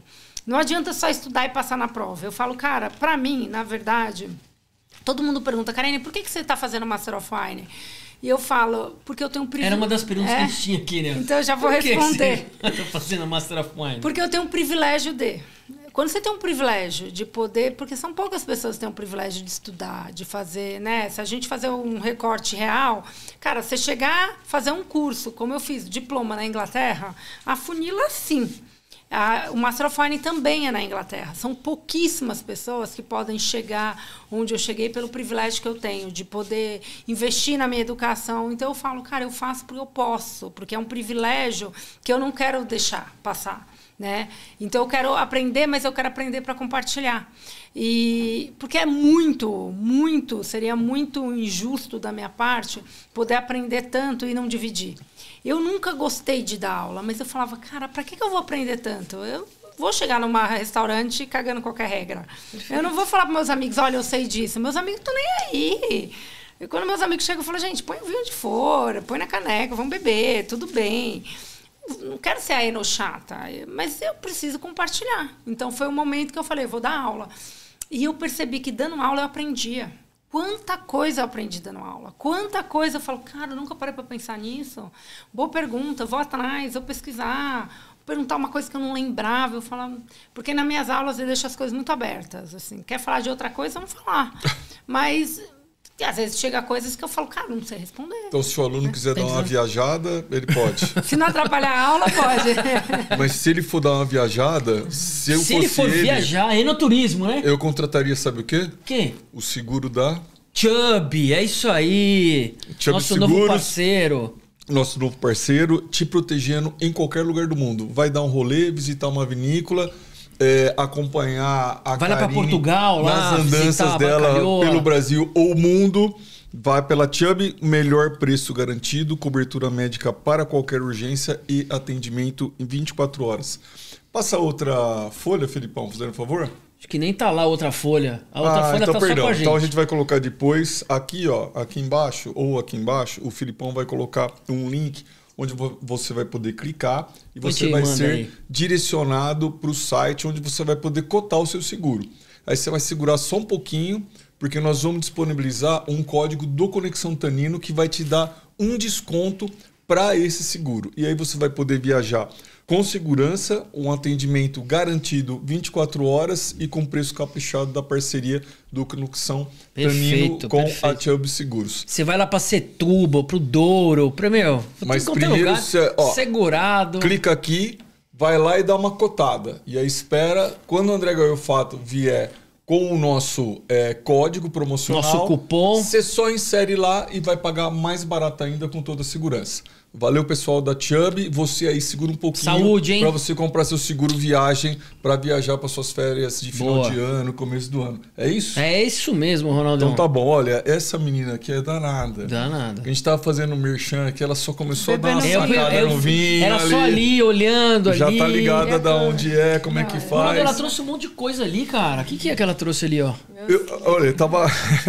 Boa. Hã? Que livros são esses aí? Então, bom, vocês me pediram pra É uma indicação de livro aí pra gente, pros nossos seguidores? Assim, eu tô sendo bem... um pouco na bolha. Isso aqui não tem muita coisa, tipo, grande massa, porque eu acabo que eu estudo muita coisa específica, então eu vou trazer livros para pessoas nerds. Então, porque sou que quer... Não, assim, como é que chama o nerd? Wine nerds. Wine nerd. Enogeek. Enogeek. Então, isso é para Enogeek. Então, me perdoem quem não é Enogeek. Aqui é tudo Enogeek. Então, ótimo. Tudo Enogeek. Eu trouxe 2 livros até que eu acho... Ó, Felipão é Enogeek. Ó. São livros que, para mim, assim, e lembrando a história do Master of Wine, né, o privilégio que eu tenho de aprender, e tem 2 livros que são meio a bíblia dentro do Master of Wine e do diploma. Um é de viticultura e outro é de vinificação, que você começa a entender muito, porque acho que também quando você está no mundo do vinho como hobby, você pensa, putz, coisas muito lúdicas, e quem está no hobby fica muito no mundo lúdico. Quando você entra no mundo de viticultura e de vinificação, você começa a colocar o pé no, tipo, é uma indústria. Agricultura, a gente está falando de agricultores, a gente está falando de uma planta que tem ciclos, que tem doenças, que tem pragas. Então, tem que entender tudo isso. Tem gente que me liga e fala, como assim você não tem mais a safra 2018 daquele Brunello, que é o primeiro da lista da Wine Spectator? Acabou. Mas não tem como mandar fazer de novo? 2018 só deu aquela quantidade de garrafa. Então, né, todas essas coisas... Vai no leilão lá que de repente alguém tem alguma garrafa ali, então, né? Eu trouxe o Skelton, que é um livro de viticultura. Ele é um Master of Wine. Vocês estão vendo a imagem aqui, ó, a imagem do livro. Ele é um Master of Wine que resolveu falar de viticultura de uma forma um pouco mais fácil e bem básica, mas é um básico que é um livro em inglês, mas hoje o GPT pode traduzir para quem quer traduzir em português, eu já traduzi ele. E o Bird, que fala de vinificação, né? David Bird, o nome do livro é Understand Wine Technology, é Entendendo a Tecnologia do Vinho. Eu acho que entender a viticultura e a vinificação traz uma certa noção de aterrar. O que você está vendendo? Aterrar o produto, né? Porque a gente, às vezes, vende um castelo engarrafado, uma história, um storytelling. Mas atrás de um storytelling tem todas as dificuldades de viticultura e de vinificação. E, por último, eu trouxe o The Business of Winemaking, que é um livro que conta um pouco, um recorte muito americano de como montar uma vinícola. Né? Como monta, quanto custa. Opa, eu estou interessado, hein? É bem interessante esse livro, assim, quanto custa, quantas pessoas gastam. Tem aí quanto gasta? Tem vários exemplos, né? Tudo depende Então, tem vários exemplos, e aí tem viticultura, tem vinificação. Que legal, tem quais são as dificuldades na vinificação. Então, eu me interesso muito por esses assuntos, porque são assuntos que solidifica um pouco o conhecimento e também me faz voltar para o cara, eu não só vendo sonho, né? As pessoas às vezes ficam muito na parte lúdica, mas cara, se tiver geada não tem vinho. Então eu fui agora para a região de Chablis, eu falei com um produtor que perdeu 70% da produção por conta de geada. Se tem doença fúngica, se tem seca, se não tem água... Tudo isso tem que pensar na hora de precificar um vinho. E para você precificar um vinho, você tem que saber viticultura e vinificação de forma muito... pelo menos o básico você tem que entender para falar para o consumidor, olha, o Douro custa mais caro que o Alentejo, porque o Douro está em terraços e o Alentejo é planícies. Já facilita a mecanização, isso vai ser mais barato. Então, tudo isso são coisas que mostram um pouco assim, cara, quanto que custa? Por que custa isso? Né? Então... Eu acho que saber ajuda a gente a vender. Muito, né? Tem até Pienel aqui, ó, sensacional. É bem legal. Lá atrás desse livro aqui, ó. A gente tem várias perguntas técnicas. Tem que falar do vinho ainda, né? Vamos. A gente tem várias perguntas técnicas aqui sobre o mundo do vinho, o mercado do vinho e tal. Mas eu escolhi o seguinte. Você tem uma irmã que é univitelina. Significa dizer que ela é igualzinha a você. Quando era pequena era mais. Fenótipo muda, né? Sei lá, ué. Eu não sei. Será que é a irmã dela que tá aqui? Não. Hoje, Tamires? Não, Karene. Hoje é Karene. Tamires? Hoje é Karene. Já foi confundido? Várias vezes. Muita gente. Eu chego em evento e falo, ai, que saudade, aí me abraça. Aí eu falo, olha, eu tenho uma irmã gêmea. Não é Tamires? Assim, muita gente. Eu falo, não, eu sou Karene. Que barato. Já se deixou confundir? Não, isso nunca. Isso sei lá, né? De repente o cara era mó gatinho, era nova, 18 anos. Não ia dar é só Tamires sim. Não. Eu vou tentar emendar 2 perguntas que a gente tá muito sem tempo, tá? A primeira foi um negócio que você escreveu quando você mandou, a gente começou o bate-papo antes da entrevista. Então, assim, abre aspas, quem falou foi você. Sou cria do trade. O que vende de verdade é o meu maior interesse. Então, assim, o que hoje vende de verdade e qual é o maior erro que a indústria vitivinícola ou de importação, a cadeia como um todo, comete para tentar conquistar novos consumidores? Nossa, boa pergunta. Assim, bom, vamos falar o que vende no Brasil, né? No mundo são coisas muito diferentes, isso, né? Mas eu vou falar o que vende no Brasil. Uhum. O que vende no Brasil hoje é Chile, Argentina, Portugal, né? Basicamente são as maiores origens, tirando vinho brasileiro, né? Então eu tenho... Tem muito mais vinho brasileiro vendido no Brasil do que importado. As pessoas não sabem disso. 35% do vinho do Brasil é importado. 65% é vinho brasileiro. Mas aí desses 60% é vinho de mesa. Ou seja, vinho de vitis americana. Uhum. Então, primeiro, o Brasil toma 60% vinho de mesa. De garrafão, uva rubi, uva Bordeaux. Uhum. São uvas vitis americana. 5% vinho fino brasileiro. 65% ou 35% vinho importado. Desses 35% vinho importado, 40% é Chile. 19% Portugal. Ou Argentina. 15% Portugal. Então, isso que eu estou falando de números oficiais. Nem estou falando de descaminho argentino, que deve ser muito mais também, né? A Argentina deve vender muito mais passando por fronteira. A gente não tem esse número e também nem vou entrar nisso. Então, o brasileiro bebe Argentina, Chile e Portugal, né? Ah, tem França? Tem França, mas é uma quantidade muito menor. Espanha, Itália, muito menor, né? Ai, porque vinho grego tá na moda. Cara, traz 2.000 caixas por ano, né? Ai, porque o vinho israelense não trouxe 1.500 caixas no ano. Então, tudo isso é perfumaria. Então, óbvio que eu me interesso com questões políticas, geopolíticas, que vão influenciar a venda de vinhos aqui no Brasil. Então, por exemplo, China teve problema com a Austrália, porque teve um problema político, a Austrália parou de vender vinho para a China, quem começou a vender para a China? Chile. O que o Chile faz? Tira o pé daqui. Quando a Austrália volta a vender vinho agora para... Foi agora, recente, né? Agora, no começo do ano, a Austrália começou a ter tarifas, porque na época da pandemia, a China colocou 200% na cabeça da Austrália. A Austrália desesperada. Toma, a Austrália desesperada. Eu nunca tinha recebido um e-mail de um produto australiano. Eu recebi 10. Né? Tipo, eu queria muito entrar no Brasil. Aí oi sumida, né? Aí depois, do nada, vem a China, começa a comprar a Austrália. Tá. O que o Chile faz? Tem que vender para algum lugar, volta para o Brasil. Tudo isso influencia, né? Então, eu gosto de entender esses mercados. Por isso que eu quero saber o que está vendendo nos Estados Unidos, o que está vendendo na Inglaterra, o que está vendendo na China, na Índia. E a sua importadora vende...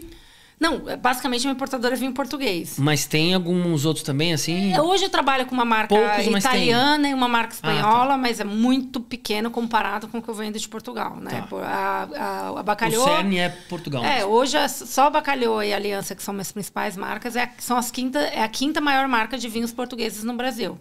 Então, eu estou falando com os players grandes de vinho. Então, assim, eu tenho que me preocupar, porque se o Brasil fica estocado, eu não consigo vender vinho, né? Nosso maior erro? Nosso maior erro aqui dentro do mercado? Sim. Rapidão, na sua percepção. Tá bom. Nosso maior erro é generalizar as coisas, sem ter números. Todo mundo tem opinião, mas ninguém tem dados. Eu acho que o maior erro é o que eu estava falando aqui várias vezes. Eu acho, mas é percepção. Achar é muito fácil. Ter um número é diferente. Por isso que eu sou tão ligado em números. Generalizar é o nosso maior erro. Que vinho é esse? Cara, é um vinho, assim, ou é uma região quente, tipo Chile, Estados Unidos, ou é tipo Puglia, Itália, assim. O álcool é muito alto. Assim, eu acho, né? O álcool muito alto. Tá vendo? Tem uma percepção grande. Vamos ver aqui agora, hein? Eu não sei se eu não lembro, mas... É uma região quente pra mim, porque o álcool é muito alto. Tem quase 15% de álcool aqui, eu acho. Pode ser. Eu sinceramente não sei. Deve ter uns 15, é quente. Eu não sei. Esse vinho aqui, ou até mais. Posso até pegar aqui na imagem, aqui, mas eu não sei. Esse vinho é quente. Ah, mas é uma garrafa Borgonha, isso atrapalha. Pode ser um Zinfandel, que tem um açúcar queimado. Você acha que é Novo Mundo ou Velho Mundo? É novo. Se for velho, é Puglia. O que é isso? Douro. Ah, é quente? Quente, Douro é quente. Isso aqui total. tem uns 15% de álcool. Total. 15% de álcool. Muito quente, muito quente. Bem quente. E pra mim isso aqui parecia... O residual de açúcar tá alto desse vinho. Tá alto, então, sim. Não é muito alto, mas acho que deve ter uns 4, 5 Não, mas gramas de residual. 15% você vê que ele tá... Ele tá bem quente, uma fruta bem madura. E 2018 foi uma safra quente. Foi uma safra quente no Portugal inteiro, né? E ainda tá na maturação, vai demorar. Eu gosto desse vinho, Olha, vinho bem extraído, né? De novo, eu vou falar algumas coisas aqui, mas eu fico meio constrangido de falar pra você. Por quê? Não, porque quando eu discordo, eu fico constrangido. Concorda, se eu também achei que ele tá... Então não discorda, pô. Ele tava muito alcoólico. Não discorda, né? A única coisa que eu não identifiquei muito foi o açúcar queimado? O açúcar residual. Assim, não me incomodou. Mas sente na boca o açúcar queimado? Total. Tipo, você põe na panela? E muita acidez. Você faz aquele caramelo ali, ó. E acidez muito alta, né? Esse vinho foi acidificado, isso é fato. Ah, é? Mas assim, é tudo bem. Não, peraí, o que é um vinho acidificado? Que a gente adiciona ácido tartárico no mosto antes. Portugal... Você não sabia disso, Ronaldo? Portugal, no geral, o Filipão sabia. No vinho tinto, no Douro, a não ser que seja ali uma região bem... Não. Assim, Dão não acidifica normalmente, Lisboa não acidifica normalmente, Douro e Alentejo é raro não acidificar. A sensação que você tem é mais de tanino do que acidez. Porque a acidez, ela faz salivar. Aqui, e o tanino faz secar a boca. Eu acho muito tanino. Eu achei ácido de acidez mesmo. Mas pode ter sido essa coisa da acidificação, que tá bem feita. Assim, quando a gente fala que um vinho é acidificado, todo mundo fala o vinho é ruim. Não. Tipo, na Argentina, você vai na Argentina, boa parte dos Malbecs que a gente bebe tem que ser acidificado. Por quê? Porque a região é quente, o álcool alto. Quanto mais álcool, menos acidez. Se eu tenho menos acidez quando eu colho, né? Você tem que, de alguma forma, equilibrar. Eu tenho que equilibrar. E aí, antes de fermentar no mosto, eu adiciono um ácido tartárico e já equilibra, assim. O Douro, no geral, faz isso, assim. Né? Eu não conheço tanto produtor que não faça. Eu tenho... Na verdade, não sou eu. Isso. Não sou eu. Porque, na verdade, é o seguinte, você falou que você gosta bastante do Espírito Santo, né? Adoro. E apareceu aqui o Juan Alba do Espírito Santo, mas acho que tem mais uma pessoa do Espírito Santo. Meu Deus, quem será? Aqui para falar um negócio para você. Marina, bom dia, direto aqui de Paris. Queria fazer uma pergunta para você. Qual a dica essencial ou 3 dicas que você dá pro wine lover, pro amante de vinho que está começando? Vou fazer mais uma. Qual a situação inusitada ou constrangedora que você já passou sendo mulher no mundo do vinho? E a outra, quais os seus 3 vinhos franceses preferidos? Um beijo, até breve aqui em Paris. Vamos lá, adoro amar. Que ótimo que vocês trouxeram ela pra cá. Achei um máximo, capixaba, querida, maravilhosa, que arrasa em Paris, que bom. Rapidíssimo. Tem que ser preciso. Então vamos lá. Os caras aqui, ó, o Filipão tá enchendo nosso... Quanto tempo a gente tem, Filipão? 4 horas? 5 minutos, pelo que eu entendi. 4 minutos? Vamos lá. Primeiro, 3 dicas que ela me pediu, né? 3 dicas para quem tá começando. Não fica ligado em marca, se liga em denominação de origem, porque se você gosta de um vinho do Douro, as regras vão te fazer gostar desse vinho, né? Então, fica ligado no... E tem alguma coisa do lance do preço? Não, o cara que é novo. Eu acho que essa questão, todo mundo fala, não pega o mais barato, o mais caro, pega do meio da lista. Eu acho que isso é meio bobo, né? Eu pegaria o seguinte, sou novo no vinho, o que eu quero fazer? Começa a tomar os extremos, toma um Cabernet Sauvignon e um Pinot Noir, vê o que estilo você gosta, toma um vinho muito ácido e pouco ácido, um vinho muito barricado e pouco barricado, e começa a criar o teu perfil de estilo de vinho. Então, veja a região, porque aí você vai começar a ver o estilo. Pega os extremos para provar, porque aí você vai começar a saber qual que é o teu estilo, o teu DNA de vinho. E confia em você.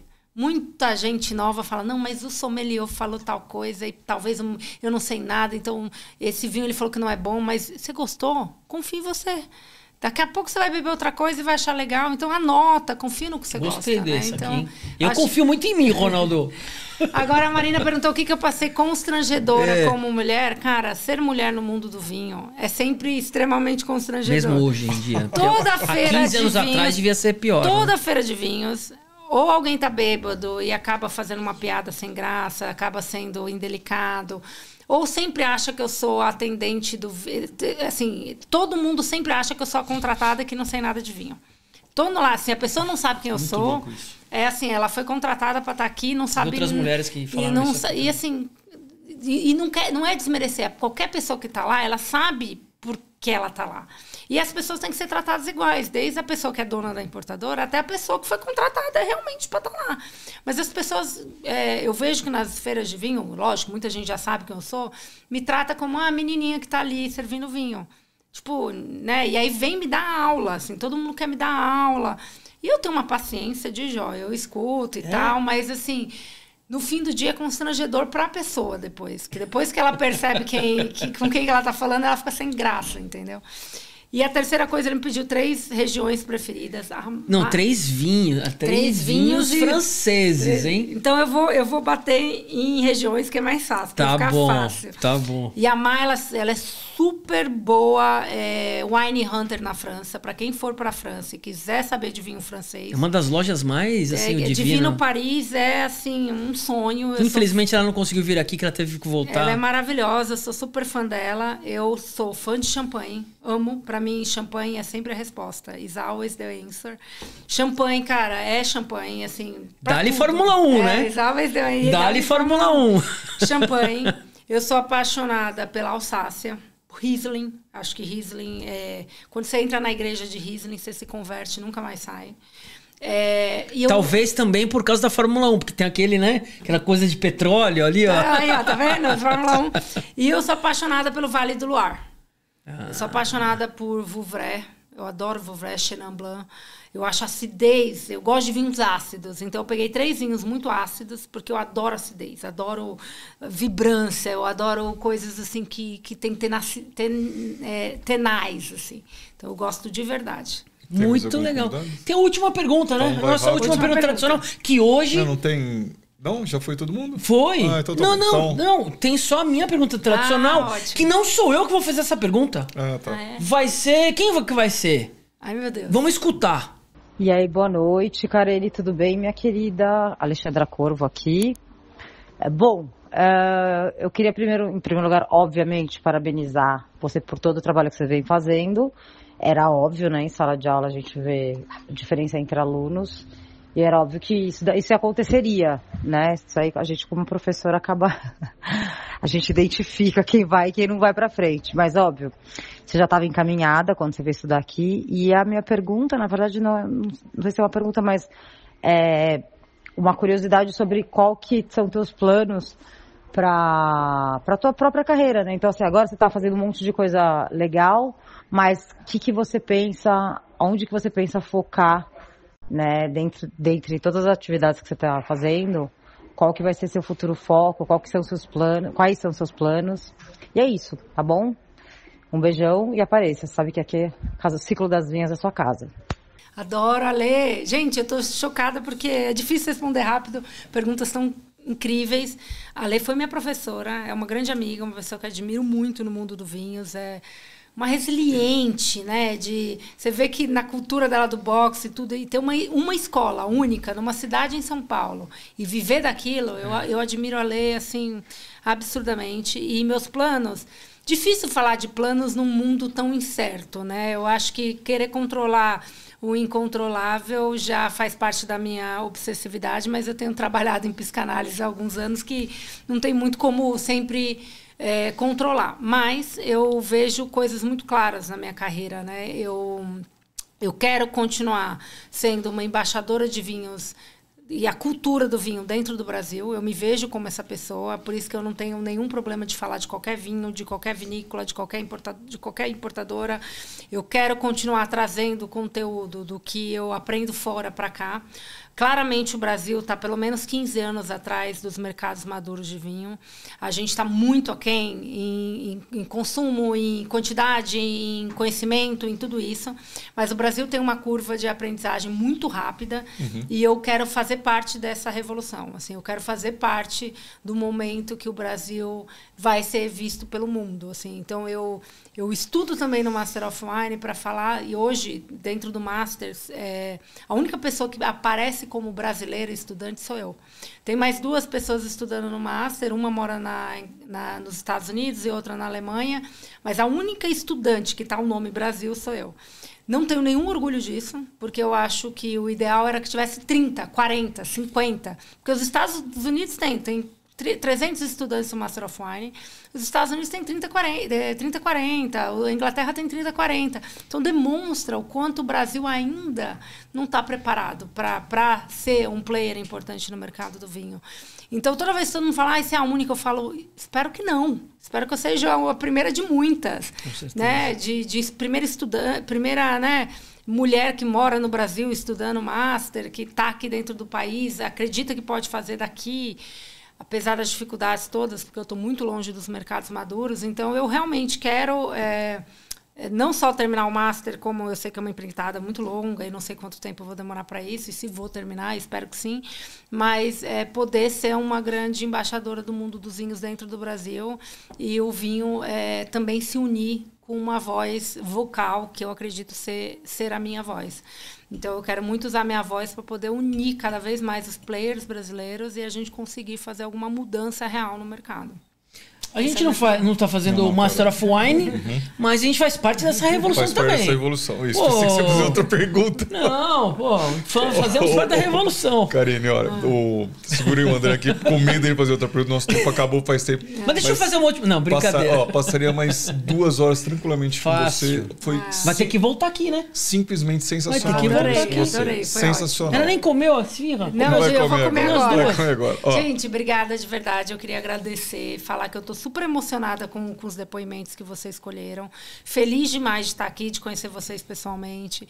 E eu espero demais poder, essa conexão que a gente fez, ser uma conexão aí a longo prazo e também com as pessoas que estão ouvindo a gente, as pessoas que estão, né, assistindo o podcast, que a gente possa aí trocar figurinha. Então, quem quiser pode me seguir no Instagram. Meu Instagram é Kvilela, letra K, Vilela.